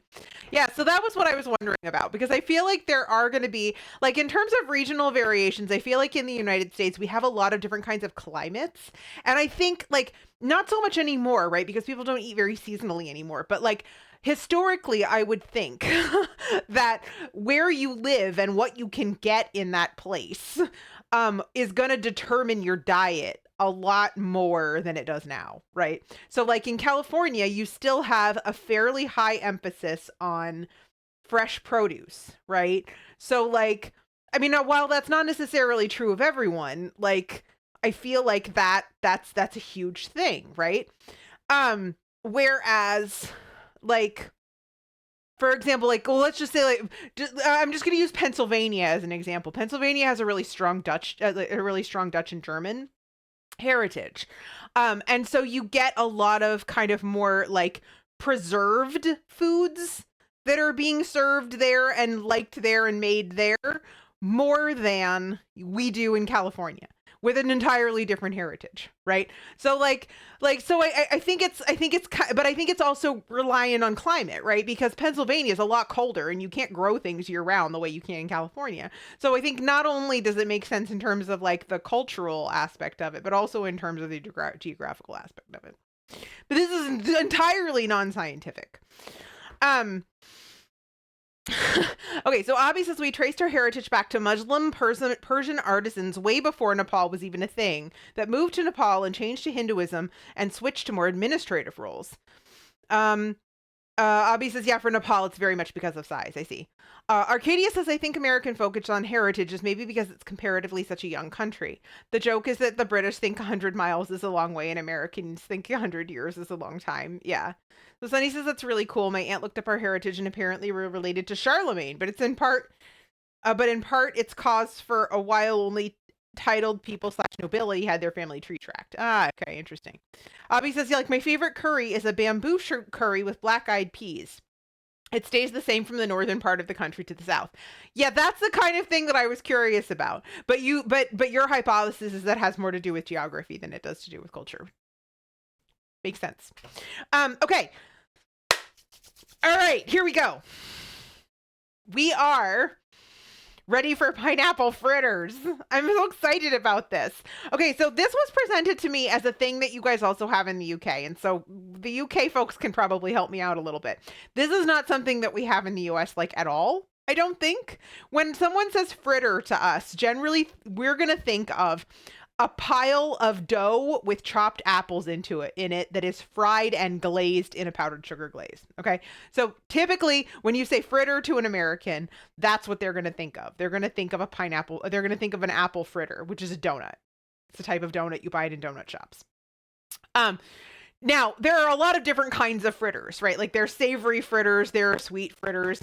This one, we're talking about like a battered fried pineapple ring. And it is a dessert. It's like a dessert that I gather is common in like, say, like Chinese restaurants in particular. Whereas here in the US, I don't know that you necessarily get dessert from a Chinese restaurant typically. Or like if you do get dessert from a Chinese restaurant, they're going to have like brownies.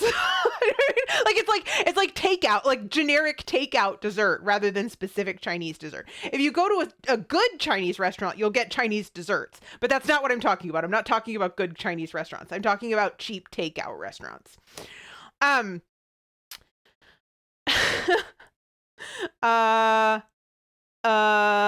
see. Abby says my family actually does the family tree tracking. I'm a direct descendant of Nepal. Yeah, of Nepal's first prime minister. Yes. Yeah, Des says apple fritter is yummy. Gotti says a fritter is battered deep fried fruit. It's not though. It's not. Because throughout the Caribbean, it's an entirely different thing. There may not be fruit in it at all. Arcadia says some research has established that basically everyone European is somehow related to Charlemagne. If you think that your ancestry at least doubles with every generation, the math stack up, but not many people can actually trace it so accurately. Opting out says Nepal Jr. Brigitte says next up on the fire kitchen, Leah deep fries a pineapple. Yeah. What he says, I don't know if I've ever had a pineapple fritter in a Chinese restaurant. What? Oh, you'll usually see them as a dessert option in a fish and chip shop. Oh, maybe it was in the UK that they were saying they got them in Chinese restaurants. Interesting. Oh, okay. Oh, okay. All right. Never mind. This is entirely my misapprehension. This is entirely Leah did not understand. All right. Brigitte says, I feel like I've seen it more in chip shops owned by Eastern Asian immigrants to the UK. Okay. That makes more sense. All right. So Abby says, yes, I am in fact the whole country. That's why my mom said they found me in a ditch. What? Arcadia says they've had pineapple fritters in a Chinese restaurant in the UK, but also in Chippies. Okay, so here's the thing. I did some digging and I tried to figure out what made the most sense for this. I can't quite tell what's going to be better here. I have a slight preference for one of these recipes over the other. So I have two of them. One of them is going to be an egg batter, like a milk, egg, flour batter. It's probably going to be thicker, for example. Like it's going to be a thicker, eggier batter that we're then going to deep fry. More like a donut, although no yeast. The other recipe that I have calls for flour, baking powder, and cold water. So this is going to be, we have to let it sit so that the baking powder interacts.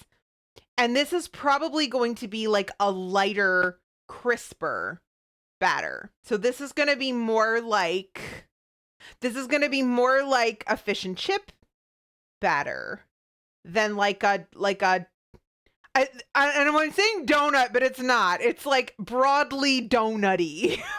Like it's going to be a heavier, thicker batter. So I don't know which direction you guys want me to go. I found both. My impulse personally would be to go for a lighter, crisper batter on these because pineapple, this is my hot versus cold food thing. This is my weird brain. Okay, so this is weird brain. This is I honestly think it's like borderline synesthesia. It's so weird. Okay, so pineapple's a cold food. Don't ask me to explain that. I think it's the higher acid. So I think an acid food for me is going to translate to wanting a lighter batter, as opposed to an apple, for example, which would be fine in a heavier batter because less acid. Whimsy says, I think the egg one is like a fish and chip shop, and the light one is what you make at home. Interesting. Okay, so the lighter one is the Australian one. The heavier one is the American one, just in terms of like where the blogs come from. Opting out says the ones I did were pineapple, all-purpose flour, granulated sugar, cinnamon and nutmeg, salt, baking powder, egg, buttermilk. I went coconut though, and vanilla vegetable oil. Arcadia says, I imagine the latter is closer to what you'd get over here. I'm pretty sure they use the batter that they use for battered fish, for sweet and sour chicken, etc. Jane says, I agree with your logic. Okay, so why don't we go ahead and do... Yeah, so the one that opting out did is more akin to the one that I found that I was the heavier one is the one that I would say. So I think typically fish and chip shops, we're not going to see a lot of egg in the batter, at least not the ones that I've made. Often it'll replace the water with beer in a batter like that I've done, but for the most part it's going to be kind of a thinner, crisper batter. So so let's go ahead and just make this one. It's actually interesting because this one also only uses 6 pineapple slices, which I think is much more reasonable than doing an entire can of pineapple for myself. So let's go ahead and get a bowl, and I need a sifter because it wants me to sift this. Probably for air. Baking powder. And then a cup of flour. This is specifying plain flour, that's sugar, in the manner of the UK rather than all-purpose flour, which is what you would see here, but it's the same thing. And measuring cups. Measuring cups. Why are the measuring cups all over everywhere? I'm gonna have to rearrange that thing again, but only minorly. It is holding its organization, thankfully. Okay.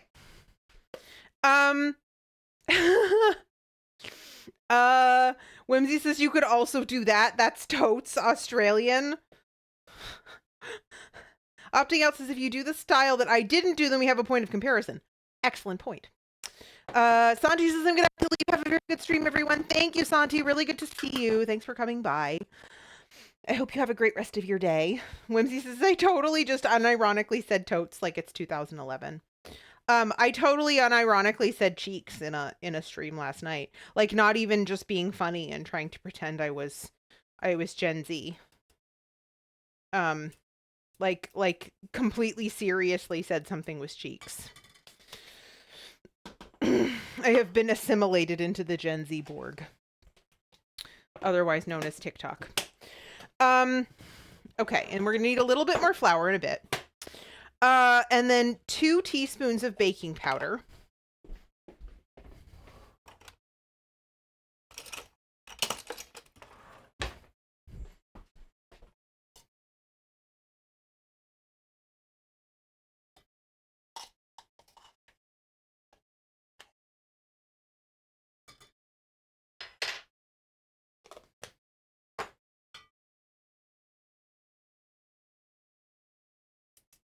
Okay.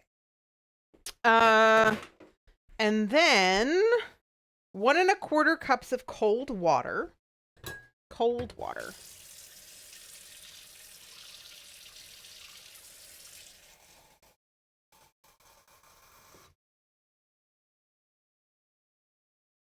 Wow, am I good or what? All right. Whisk. Whisk in water until batter is lump free. Okay.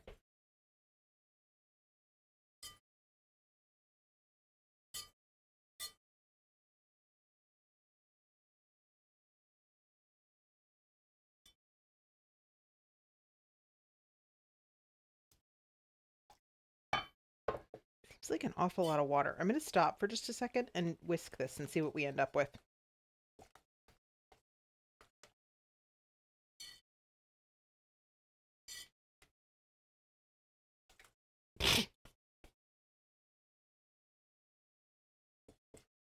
lump-free whiskage.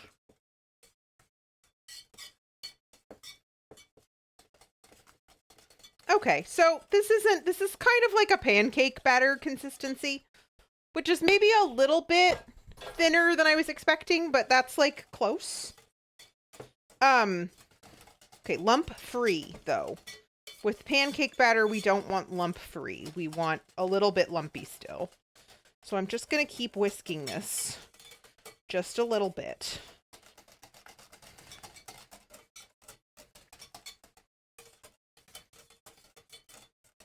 All right. Interestingly, also no additional sugar and no spices. These recipes also both called for powdered sugar, for you to like sift powdered sugar over the top. We're not going to do that. We're actually going to use this cinnamon sugar that I have. So we're going to use that.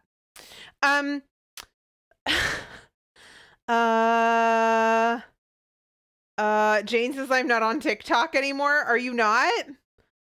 I'm not on TikTok either. I've never been on TikTok. I've never had a TikTok account ever.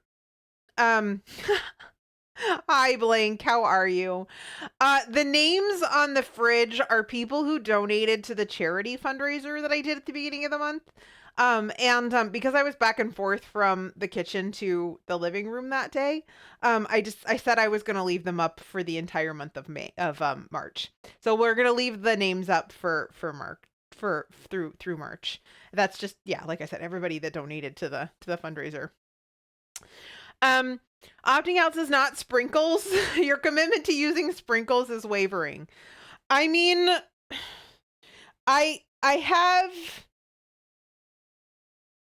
we could make them shiny. I could use luster dust. Jane says I'm not. It's actually kind of silly. I had a falling out with a friend a little over a year ago, and I kept seeing her mutual friend's stuff, so I just got rid of it, and I still haven't gone back. Yeah, I mean, you could just make a new one, I guess. But like, if you don't feel like it was adding very much to your life, then what's the point? All right, so this wants us to specifically let the batter stand for 10 minutes. So I'm going to go ahead and set a timer. I assume it has to do with the baking powder interacting with something. But see, the weird thing about that is that, well, okay, so baking powder is a mix of baking soda and cream of tartar. Baking soda is going to react immediately with the ingredients that you put it in, when you add liquid to it, basically. Baking powder mostly doesn't really react reacts a little bit, but then reacts more when you add heat. So the fact that we have to let this rest is interesting to me. It's more like a crepe than it is like a normal batter. It's just interesting. Arcadia is beginning to doubt my commitment to sparkle motion.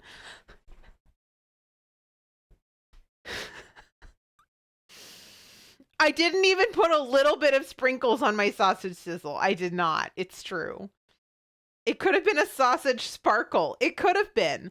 You know, we could still mix luster dust in with our ketchup and malt vinegar. We could do that. Why am I offering to do this? The fact that you guys doubt my commitment to sparkle motion is incredibly distressing. Okay.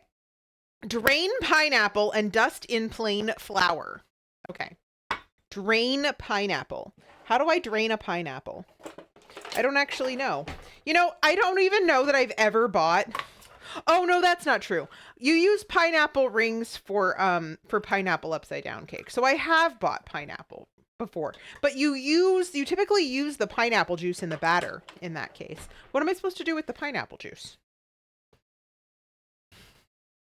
Drink it? You could drink it. I like pineapple juice a lot. In fact, I like pineapple a lot. I like pineapple so very much, in fact. It's so good. It's so good that I have eaten too much of it. And when I say I have eaten too much of it, there is in fact such a thing as too much pineapple. Pineapple contains an enzyme that literally starts to eat away at the inside of your mouth, which also means that you can't use fresh pineapple in Jell-O desserts. You have to use canned pineapple in Jell-O desserts. Isn't that interesting? I think that's interesting. We have to dry our pineapple. Okay. We need 6 slices of pineapple. I'm going to use my fingers.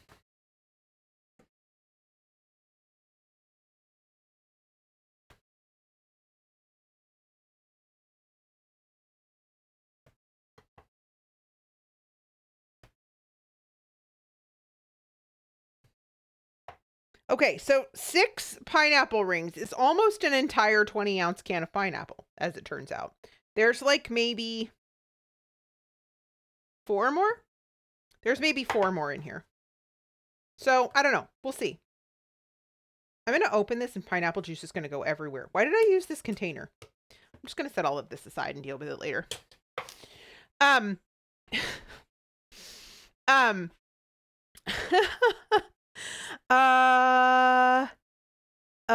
Whimsy says you could put sprinkles on the pineapple fritter and then you're combining everything. That's true. I could. That is true. Blinks is a very tropical dress you've got. I know, right? It is. It's so good. Yeah, no, I decided that the general vibe of this menu was we're having a backyard birthday party for a 4-year-old. And so this is what I decided I would wear to a birthday party in a backyard for a 4-year-old. And that's why I have this dress on.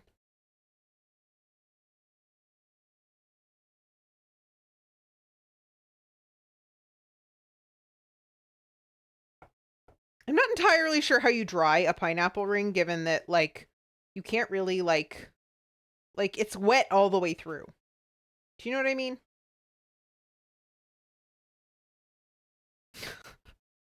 Does that make sense? Okay, also, the thing that I feared is actually true. Pineapple rings aren't actually very sturdy. And I was like, how do you not break the pineapple ring? And as it turns out, that was a realistic thing to worry about, because these pineapple rings are breaking.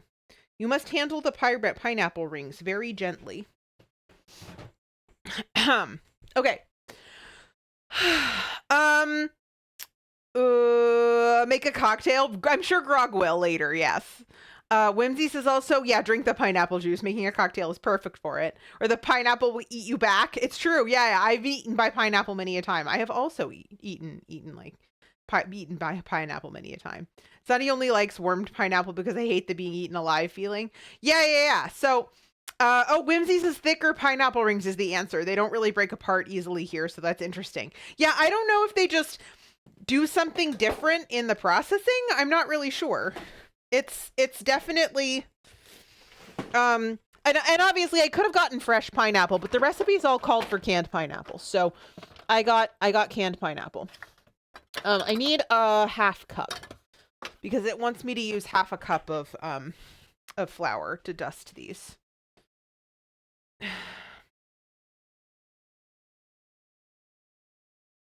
I assume to make the stuff adhere better. I don't really understand why I need half a cup, though. It's a lot. So you have made these at home then, Whimsy. That's interesting. Because it really did initially sound to me like it was something that people would more frequently eat out.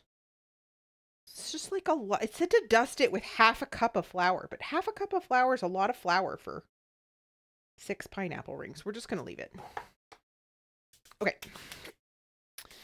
Let me rinse my hands because between the pineapple juice and the flour, I'm battering my fingers. All right. Blinks his fingers, how unsanitary. I mean, it would be if I were like making food for other people, but I'm not. Blinks says I hear the 4th birthday is when Australians go on their first crocodile hunt.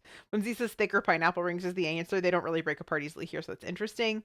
Opting out says, do you think they're really actually thick or just need to... Opting out! Okay, Whimsy says, I mean, just having tinned pineapple in the house is a normal thing here. It's not unusual to have it on the table for people to just eat with a meal in summer. I want to move to Australia now. I want to be a place where people just give me pineapple. I love that. Also, I did already preheat the fryer. Well, on our previous break. None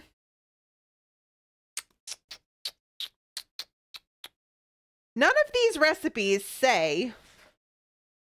Neither of these recipes say 365 degrees. Okay, perfect. So we can actually turn this down just a little bit. This is Whimsy, though, of the, oh crap, I need to sew a dress before bed. I wouldn't take her DIY endeavors of reflective of all Aussies. Okay, that's fair. Very, very fair. Highly fair. But also, like, I feel like I need to sew a dress before bed is something that I would say if I were a sewer, which I'm not. But like I feel like that's more like in line of what I'm willing to do in the kitchen, for example, than maybe at least the average American, for sure.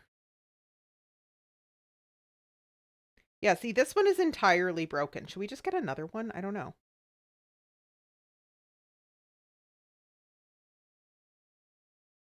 All right. So, this says we're going to use a fork to dip this.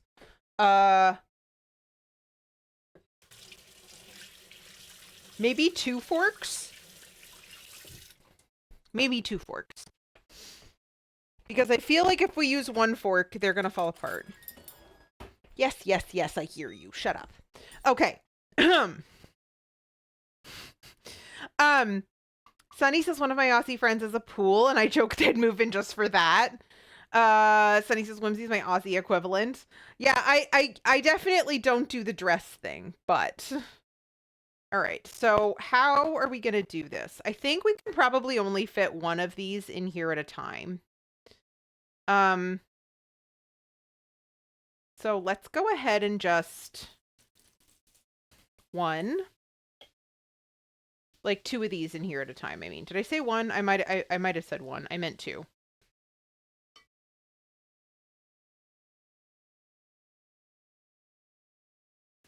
And it says it really only needs to cook for like 2 minutes. So I guess we'll see. Also, I feel like I should get, for anything that we're going to fry, I should probably get like a paper towel lined.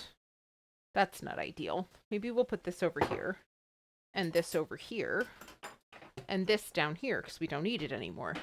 Look how smart I am. Okay, there. And then some paper towels. Probably some paper towels. Paper towels. Actually, I kind of want... I think I want the other one. I think I want the other cooling rack. Here it is. I want this one. It's a little lower to the ground. Okay.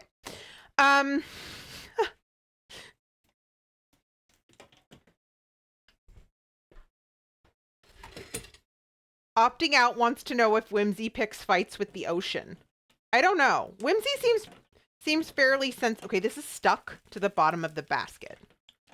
That's going to be a problem. I kind of wanted to flip these. Can I just...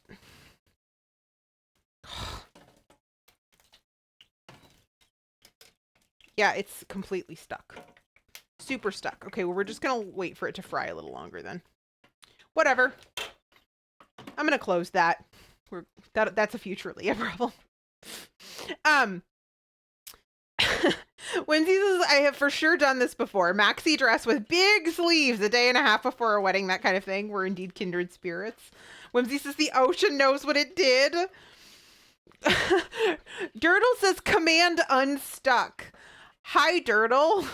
How are you? It's good to see you. I don't have a command unstuck. Sunny still wants to make a nice maxi dress with flutter sleeves. This one's really interesting. You guys actually can't see the back of this or even the bottom of it. It's floor length, of course. And I'm wearing ugly shoes but it entirely like drags on the floor. So I have like a pair of platforms that I would actually normally wear it with if I was out.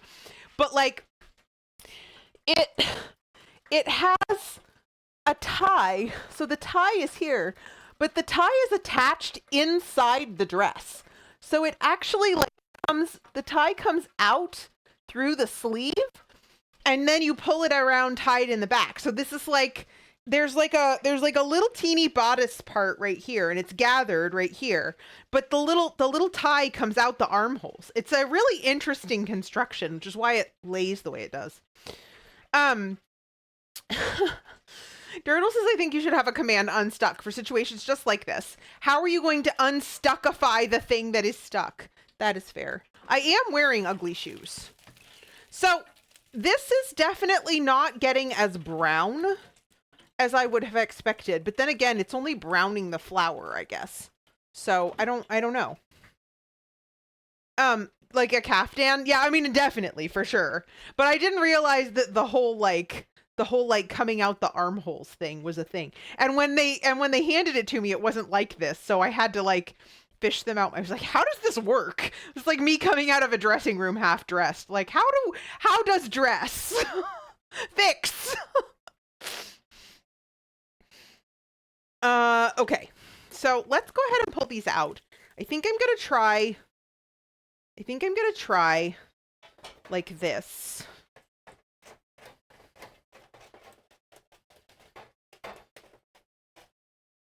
Yeah, see, that worked on that one, but not on this one. Ta-da. Nice. I mean, they feel fried. It's just not as brown as I would have expected. But the oil is hot, so. All right, so let's get our pineapples, the rest of our pineapples in here. You're hot, Cupcake.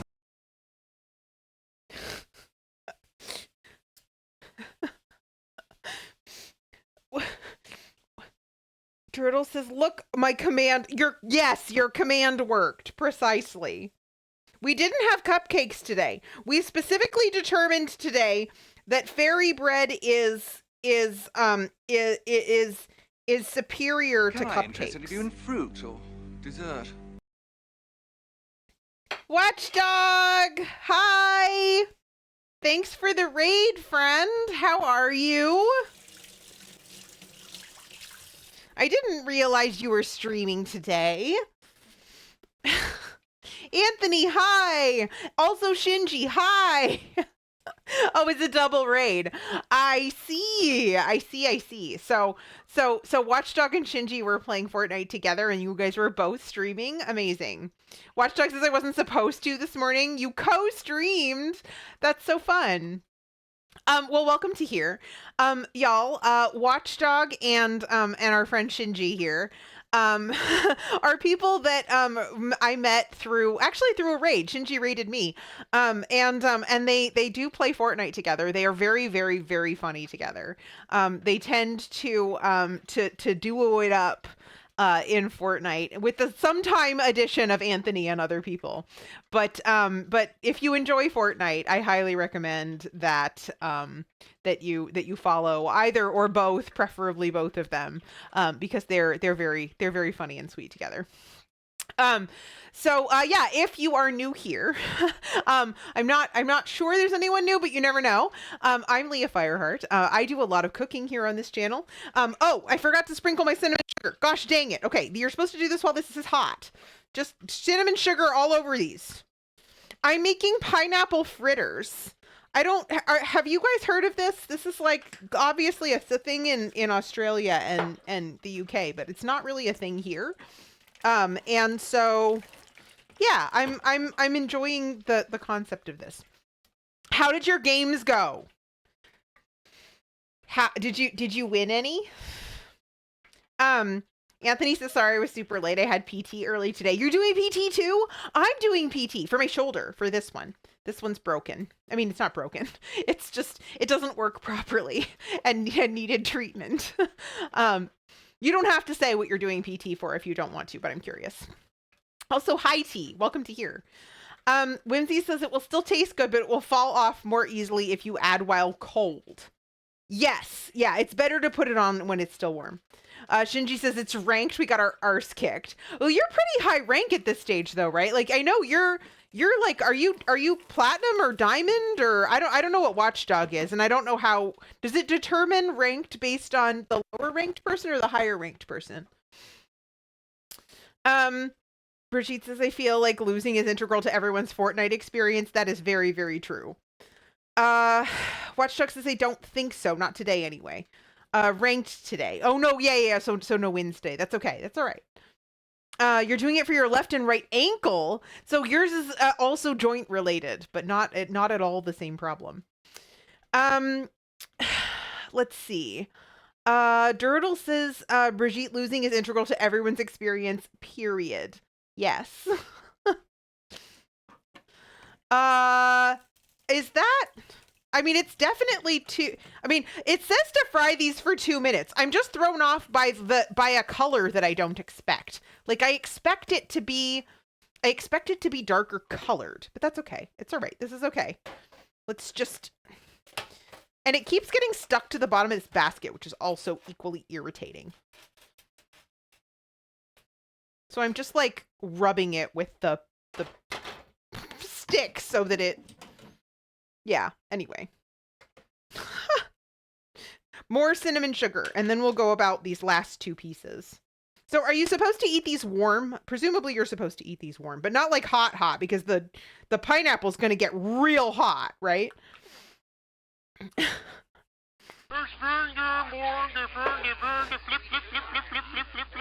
Hello, thank you for the follow.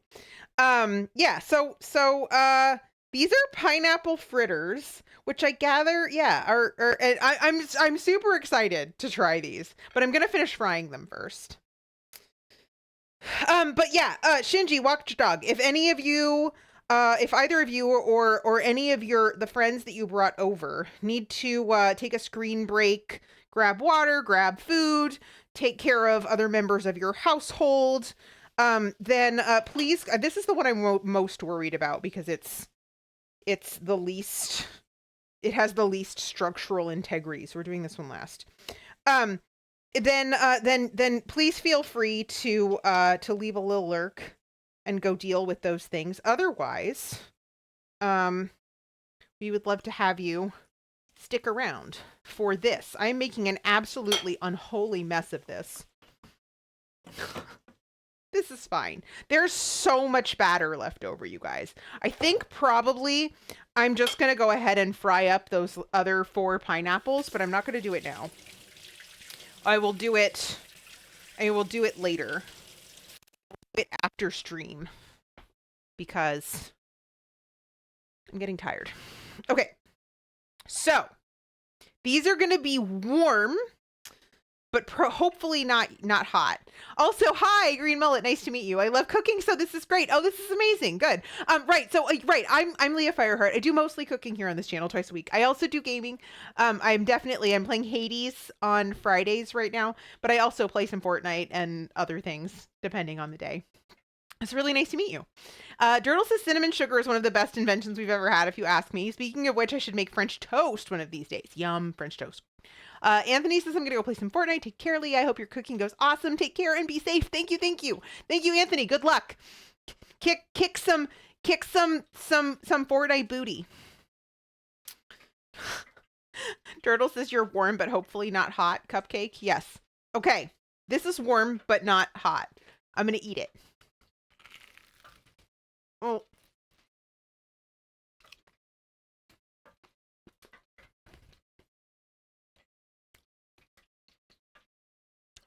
Of everything that I ate today, fairy bread, sausage sizzle, I did not expect it to be the pineapple fritters that would cause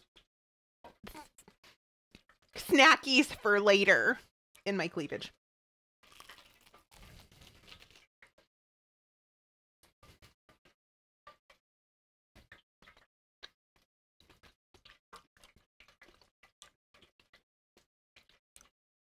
They definitely need to cool for a while because these are still borderline too hot. Like very borderline. Like I'm not going to like burn my mouth or anything, but they are still pretty hot.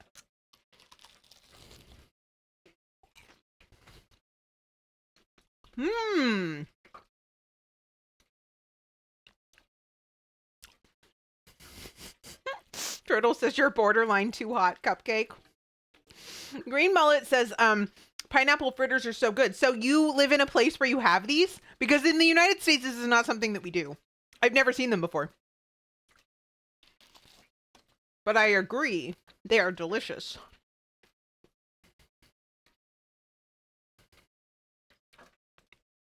Oh my God, Brigitte.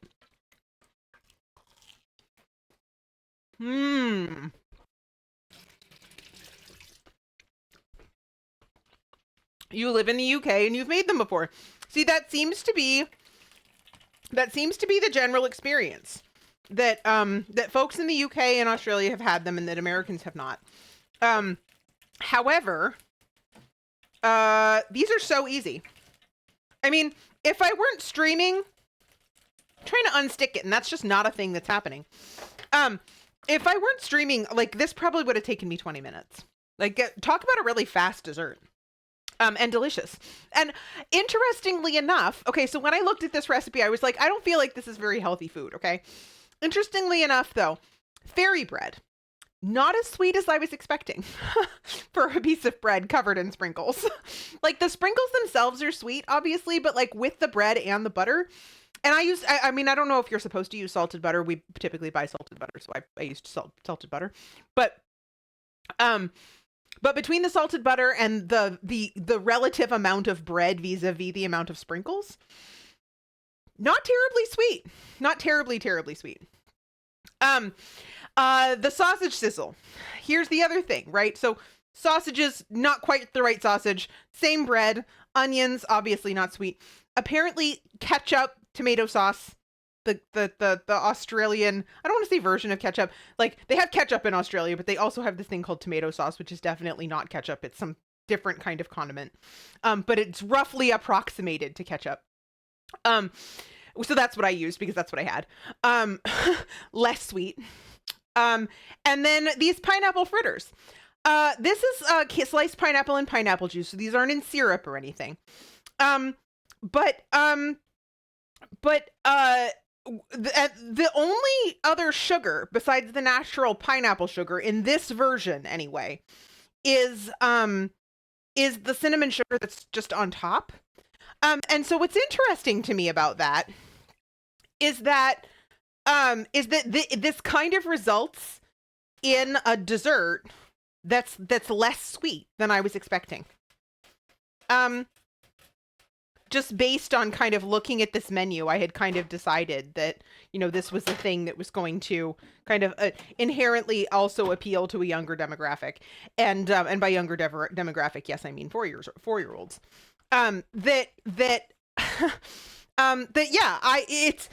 It's not as overwhelmingly unhealthy seeming as I would have anticipated given my assumptions. Oh, Whimsy says salted butter is totally acceptable. Excellent. Durdle says, so Chad, are you having fun now that I'm in command? Durdle's in command now? Oh, Durdle was appointed spokesperson during Chester's birthday party on Sunday. So I guess Durdle has decided that Durdle is just in charge from now on. So Durdle now speaks for chat.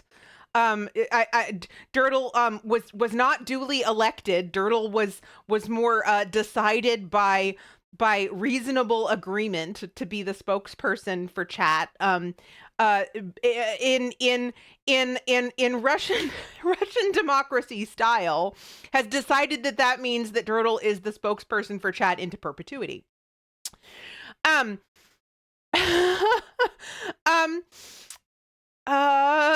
says, if not, I command you to have fun. Whimsy says that is correct. Do you need more sugar? No, this is fine. This is perfect. It's just less sweet than I was expecting. Arcadia says you're not my supervisor. Durdle says you don't know that, Arcadia. I might be. Green Mullet says, what do you think of British foods? Depends on the context. It depends on the context. Okay, we actually lived in the UK for 6 months in 2016, and what was interesting is that before we left, literally everyone that we told we were moving, like literally everyone, basically was like, "Oh, the food is so terrible. You're going to be so miserable. It's going to be awful. The weather's awful. The food is awful. You're going to be so sad." We had a great time. The weather was not awful. It was warmer than we expected almost all of the time, given where we live, which has a little bit more variety of temperature. And the food was excellent. Almost universally excellent. I think we had one meal that was really just truly genuinely awful, and it was in like a museum cafe. It was really, really bad. And we thought we could just order a sausage roll and it would be really easy, but they were frozen. They were a frozen type, produced for mass consumption kind of a thing in a museum cafe, and they didn't heat it all the way through, still kind of frozen in the middle. Like, that was a problem. But that was the only bad meal that we had in the UK in 6 months. However, about 3 weeks ago now, I did a charity fundraiser for a nonprofit called World Central Kitchen that does disaster food relief internationally. And some of the tiers of fundraising encouraged me to try certain, I don't know that they were necessarily British. I kind of specified some of them are specifically Welsh, right? So we tried Kind Hearts and Refreshers. I liked the Refreshers better than I liked the Kind Hearts. The Refreshers are gone. The Kind Hearts are still kicking around. We tried lava bread with baked eggs, which I've had before and I actually really like. So it's like an iron heavy seaweed type thing. Delicious. Canned corned beef. Like a tinned corned beef sandwich. Corned beef, butter, bread. No, thank you. Ever again. No, that was uniquely terrible. Hi, Goshunk. Hello. I may as well continue to do this, I guess, while I'm talking. Good to see you, Goshunk. How are things? Whimsies is in a museum cafe, for shame. Yeah, that was really bad. Opting out since my father grew up there during the war, some of the food was grim. Yeah, and I feel like a lot of people kind of have that perception of British food just because of experiences that they had, kind of like, and a lot of the people who commented on it were people who were significantly older than me. And so I feel like their like common perception was things that like they would have personally like ordered or experienced in like a restaurant or something, like someplace that they would actually go. Whereas for us, for Grog and I, a lot of what we ended up eating was like Indian or Lebanese or I mean, I don't know, like we ate like some like British food, but like fish and chips and that kind of thing. But a lot of what we ate was a lot of what we eat at home, which is like not necessarily like what most people think of as being British food, like, you know, fish and chips or shepherd's pie or whatever, that kind of thing, which was all also delicious. Yes, Goshunk says canned corned beef is great. Oh, and then I had on my friend Brigitte's stream, I had beans on toast. That was not as bad as it was in my head. Largely because our baked beans, once again, and I do know that this is true of American food in general. It's just interesting to have like personally experienced it all very recently, which is that it was a lot less sweet. The Heinz baked beans that you guys make beans on toast with are a lot less sweet than our baked beans, which have a lot of brown sugar in them. And so that made a huge difference in my like perception of the beans on toast phenomenon, which I thought was kind of weird. Is it going to be something even mixed with Worcestershire sauce with cheese on it and stuff that I'm going to reach for as a snack every day? No. Not my favorite thing. However, also not the absolute worst thing in the entire universe that I was imagining, for example. But yeah, no, but when we lived there, we didn't have any of that, and it was amazing. Amazing food. Tremendously amazing. Venezuelan, and the one thing they really can't do in the UK, and I've talked about this before, is Mexican food. Really, really bad. Lot of Tex-Mex, of extraordinarily poor quality, and dubious provenance. Says Arcadia says, I think wartime food is bad in a lot of places. Yes, but so the US, right? Still very largely, at least in especially in World War II, still very largely agricultural, right? So World War II in the United States marks a shift from being a largely agrarian to largely industrial society, right?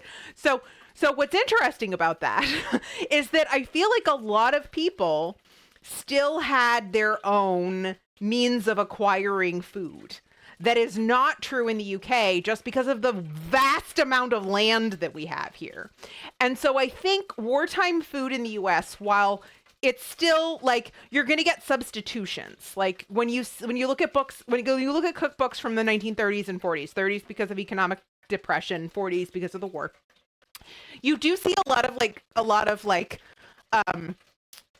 of substitutions. So cakes that use tomato sauce, like chocolate cakes that use tomato juice, for example, as a liquid, like things like that, right? Shortcuts and things that keep you from having to use like butter or milk that were rationed, for example. But I feel like it doesn't have quite the same dismal reputation. And the interesting thing is, and the interesting thing is that I have also read a fair bit of 1950s and 60s British children's literature. And what's interesting to me about it is that there is a lot that you don't see in American children's literature from the period, is a lot of longing for certain foods. And I don't know how else to describe it, but it's the most interesting phenomenon. It's so interesting. That while I think you're right, I think in wartime there's going to be a lot more dismal food. I think it is a little different in the U.S. than it is necessarily in other places. The U.S.'s experience of European wars is very different than Europe's experience, for example. Okay, Whimsy says, for Aussie food too, not for the faint-hearted boogaloo. You need to go a pie floater? Whimsy, what the hell is that? Goshung says Indian is pretty good where I am, although my friend from work who is from India says our Indian food is not like her Indian food. That makes sense. That does make sense. Okay, so we're gonna have an incoming ad break in a little bit. I am gonna go ahead and let that run because I'm gonna fry up the rest of these pineapple things. And then we'll go from there with what comes next.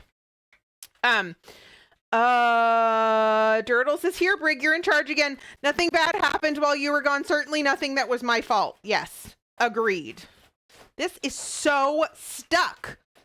Why are some of them so stuck and others of them not so stuck? There.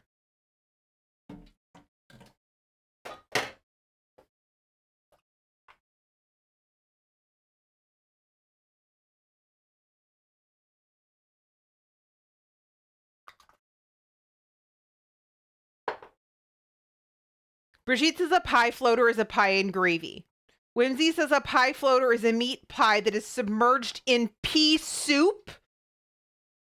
Opting out says people always complain about eating rats during war, but I found them quite tasty. This leads me to believe that French sewer rats are inferior quality to Canadian outbuilding rats. I I can't. Okay.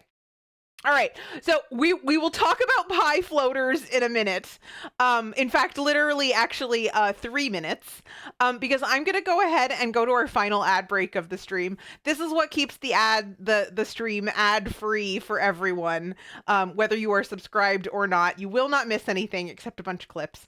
And if you do get ads, which not everyone does, and then I will be back in 3 minutes. Yeah!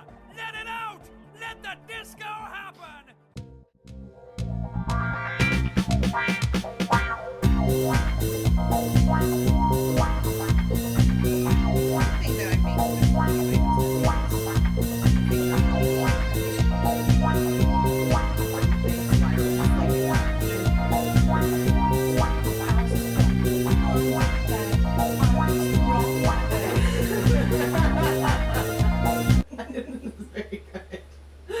Wait, that's another pun. Shit! You really do enable everyone else. Sorry, not sorry. I am not a horror, unfortunately. I get too scared. Because one must eat one's multicolored marshmallow cream pop rock Oreos off a plate like a goddamn adult.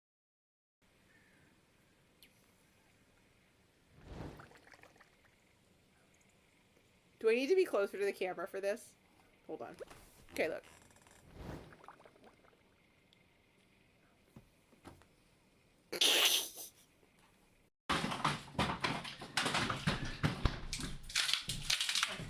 Honey, can you give me a straw, please? Straw in particular? The kind you suck on to get drink out of a cup. I don't have No, a straw. That's just a straw. Okay, so Shrunken Skull. This recipe comes from B.G. Reynolds, according to my recipe book. I'll have to type it in. Oh. It's not a skull, but hey, there we go. All right, so yeah, okay, but when it comes to sausage, right? There are thicknesses. They're like some sausages are like this, some sausages are like that. There's length. What am I doing? What am I doing right now? This is gonna get clipped, and I'm gonna hate my life forever. Why am I using hand motions right now? I may as well just do this. Help!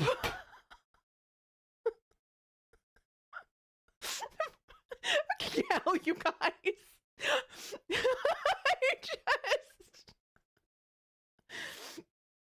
seen them here. Wait, what? Wait, where's you don't have to answer this. I'm gonna ask you a question that you don't have to answer, and if you don't want to answer it, then just don't answer it, and no pressure, no, like, you don't even have to explain or provide an excuse. You don't have to answer this. Where's here? Because honestly, Dino Nuggies are everywhere. Dino Nuggies are the bestest, yes. No way!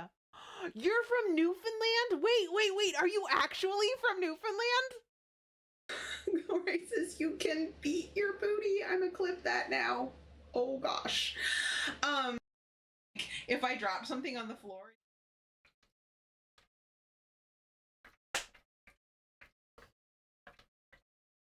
It's the cake didn't budge.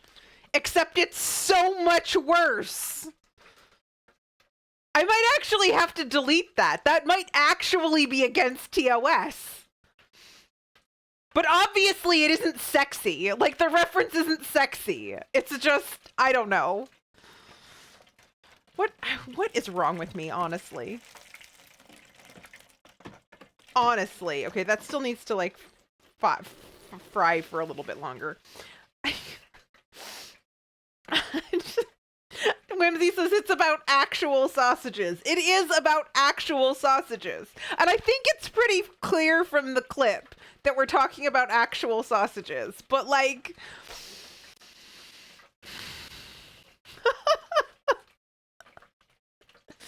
Opting out says the cake not budging is epic. No other clip can take that away. Whimsy says I linked a recipe in the Discord. Oh, right. We were talking about pie floaters. Okay. So Australian meat pies. Okay. This is a thing, right? This is a thing. We can actually buy them. Although I think the person that makes them here, I think they're actually Kiwi. Like, I think they're actually New Zealand meat pies, but I can't imagine there's a terrible amount of difference. And then also the pasty shop that we have that's actually near the Nepalese restaurant that Abhi was referencing. They also not all the time, but sometimes have an Australian meat pie. So like potentially we wouldn't have to necessarily do that ourselves. Like potentially we wouldn't necessarily have to like make all of the things. We could just like, okay, this is so annoying. Why did these stick to the bottom and nothing else does? There. Cool. Cool. Let's just close that. That just made an absolute mess of my fryer. Cleaning this is going to be a bitch. All right, so let's unplug that and let the oil cool down. And then put some more cinnamon sugar on these pineapple fritters. Hi, Kism. How are you? Good to see you. Wait, are you Australian? How did I never know? If you are, how did I never know that? Good to see you, by the way. Hi. Yeah, so, right. So I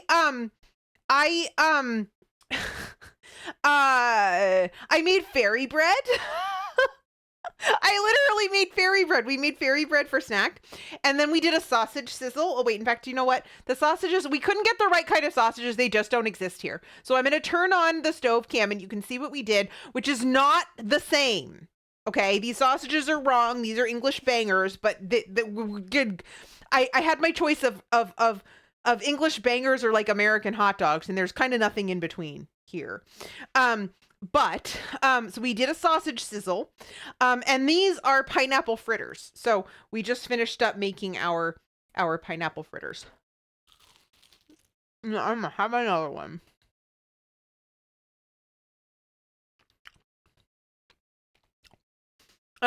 Just as I realize it sounds somewhat sarcastic, I'm not being sarcastic. I work for New Zealanders, so it's gonna work. Okay.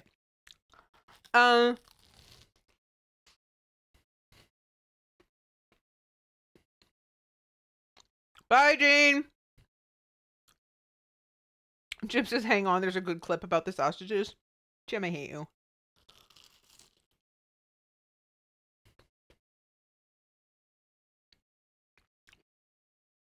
Way more pineapple-y, way less sweet than I was imagining.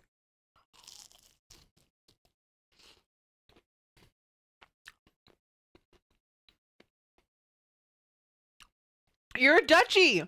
No way! Oh my god. Okay, we have so many people who hang out with us from the Netherlands. This is so funny.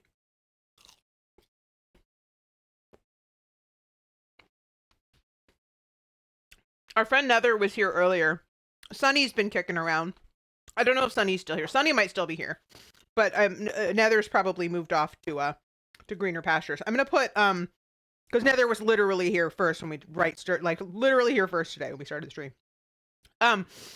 But yeah, so I'm just gonna add a little bit more cinnamon sugar because I feel like these could just, this is a dessert. It could be a little bit sweeter. Although some of the people did say to put ice cream and maple syrup on them, which I thought was interesting.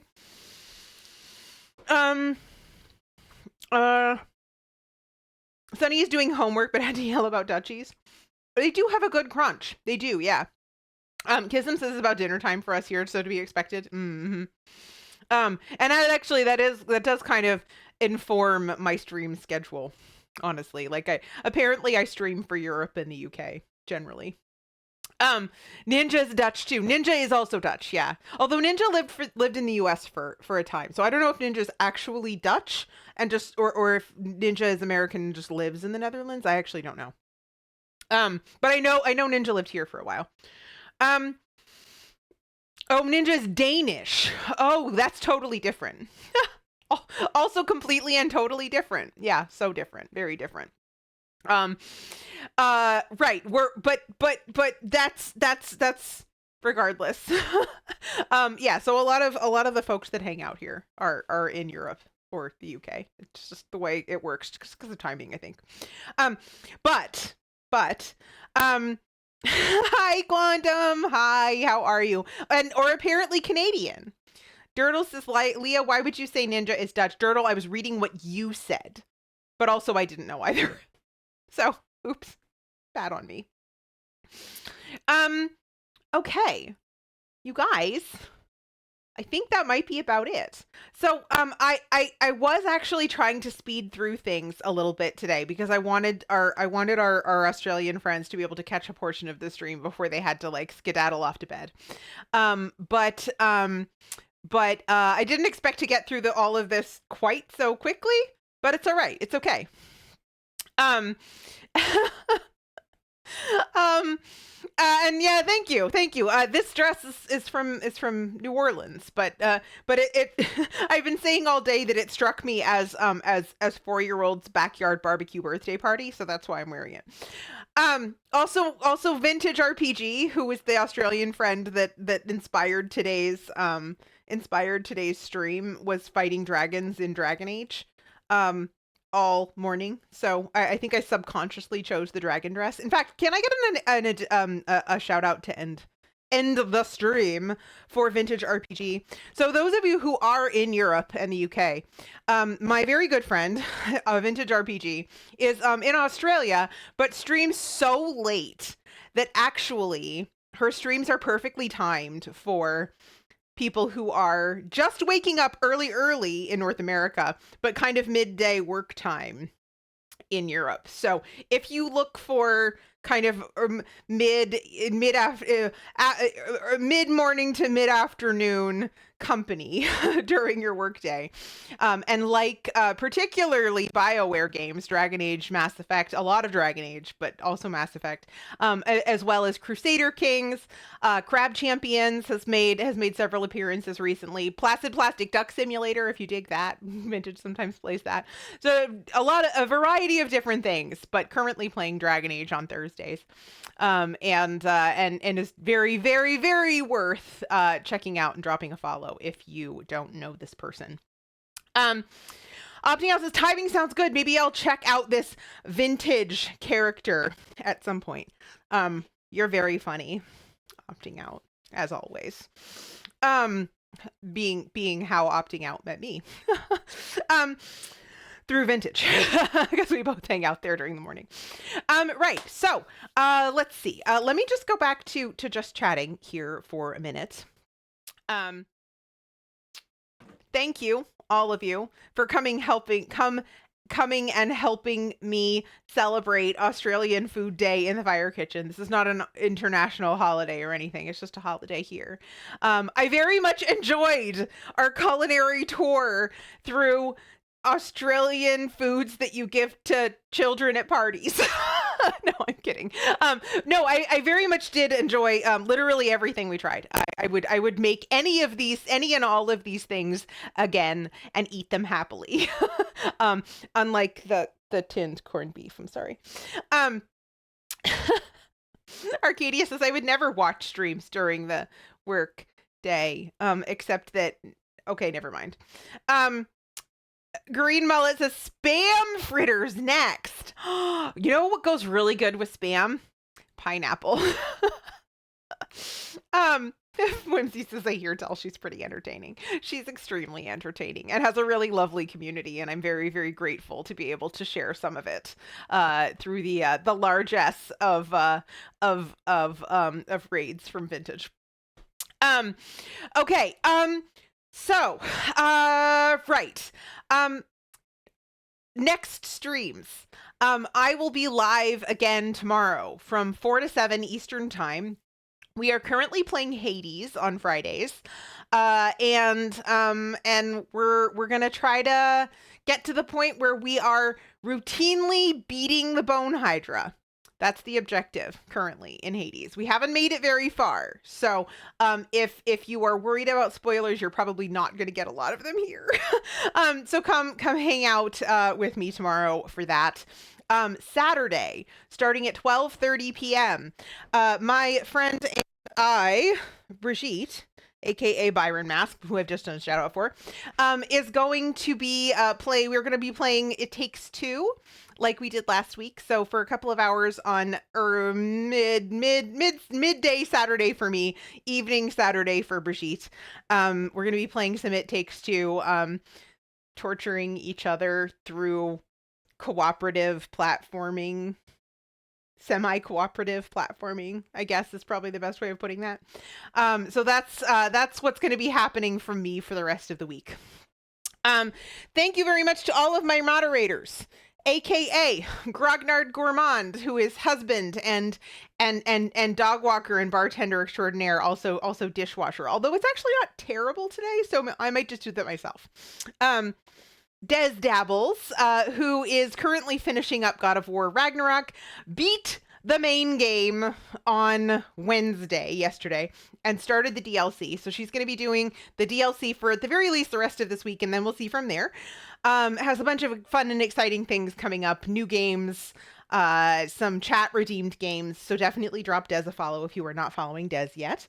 And then also Say My Jane, who has run off to a meeting, but thank you for being here. Thank you for capturing some of my most cursed utterances in the quote bot today. I appreciate you so much.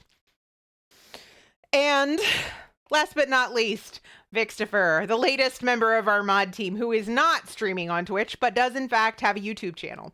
If you like witty good humor, excellent Fortnite gameplay, the occasional Let's Play of other things, definitely drop Vix a follow on YouTube. Let's see. Right. Good Lord, Dirtle. I am also on Instagram, Threads, and we do have a Discord here. If any of these things sound fun, if any of these people sound like people you want to spend more time with, we can all do so together in Discord, where we are doing, we've got a movie night coming up in the next couple of weeks. We're going to be watching The Emperor's New Groove.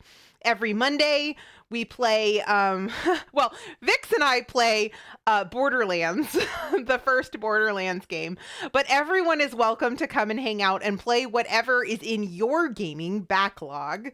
So games that you bought ages ago but haven't necessarily played yet or started yet, you are welcome to come and play with us, starting typically at about 10:30 right now, Eastern time.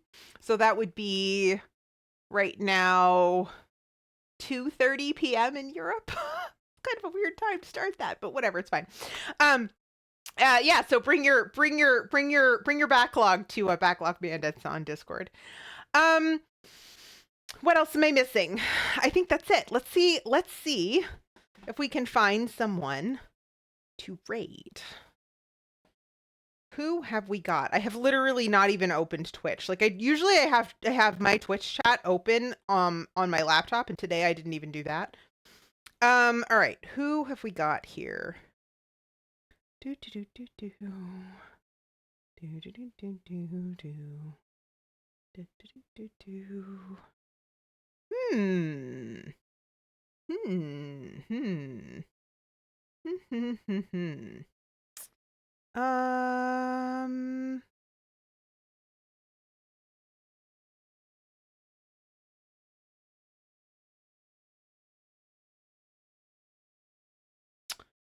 Okay. So here, let me just take a quick peek here because I'm not entirely sure about the timing of this person's streams. Oh no, we're still looking good. Oh yeah, we're gonna be live for 9 hours here. Okay, this is great. This is perfect. Cool. Right. So we are actually going to go head off and see Femme Army Vet, who is based, I believe, in the UK. And who is currently playing Mass Effect Andromeda. But is going to attempt my understanding is going to attempt 3 games in 9 hours. Currently playing Mass Effect Andromeda, but going to make a trip through Stardew Valley and Baldur's Gate 3 at some point today. And so yeah, we're gonna go hang out with her because she is a member of Spectre Status Gaming. Spectre Status Gaming is currently raising funds for charity. I don't know if MR Vet is doing that, but hopefully she'll know what that is rather than me who like doesn't. Oh, Child's Play. Right. So it's a charity that provides gaming accessibility tools to children who wouldn't maybe necessarily be able to play games. Is that right? I think that's right. Cool. Right. So yes, let's go see some Mass Effect Andromeda. Say hi to Fem Army Vet. If you have a moment and you are willing to stick around with us for the raid, you can grab one of those raid messages just to go say hi. If you like the vibe over there, maybe consider dropping a follow. All of the Spectre Status Gaming people are really good folks, and are all huge, massive, enormous BioWare fans. Since I know Vintage rated in with a bunch of huge, enormous, massive BioWare fans, maybe y'all will find some common ground and some new friends. So, Whimsy says it was fully worth staying up until 4 a.m. for. Oh my God, Whimsy. I'm so sorry, but thank you so much for the inspiration. Thank you for cheering me on and sending me in the right direction so that I didn't get too far afield. I appreciate you so much. I really enjoyed this too. I'm really, really glad I did it. I'll see you guys soon. Bye.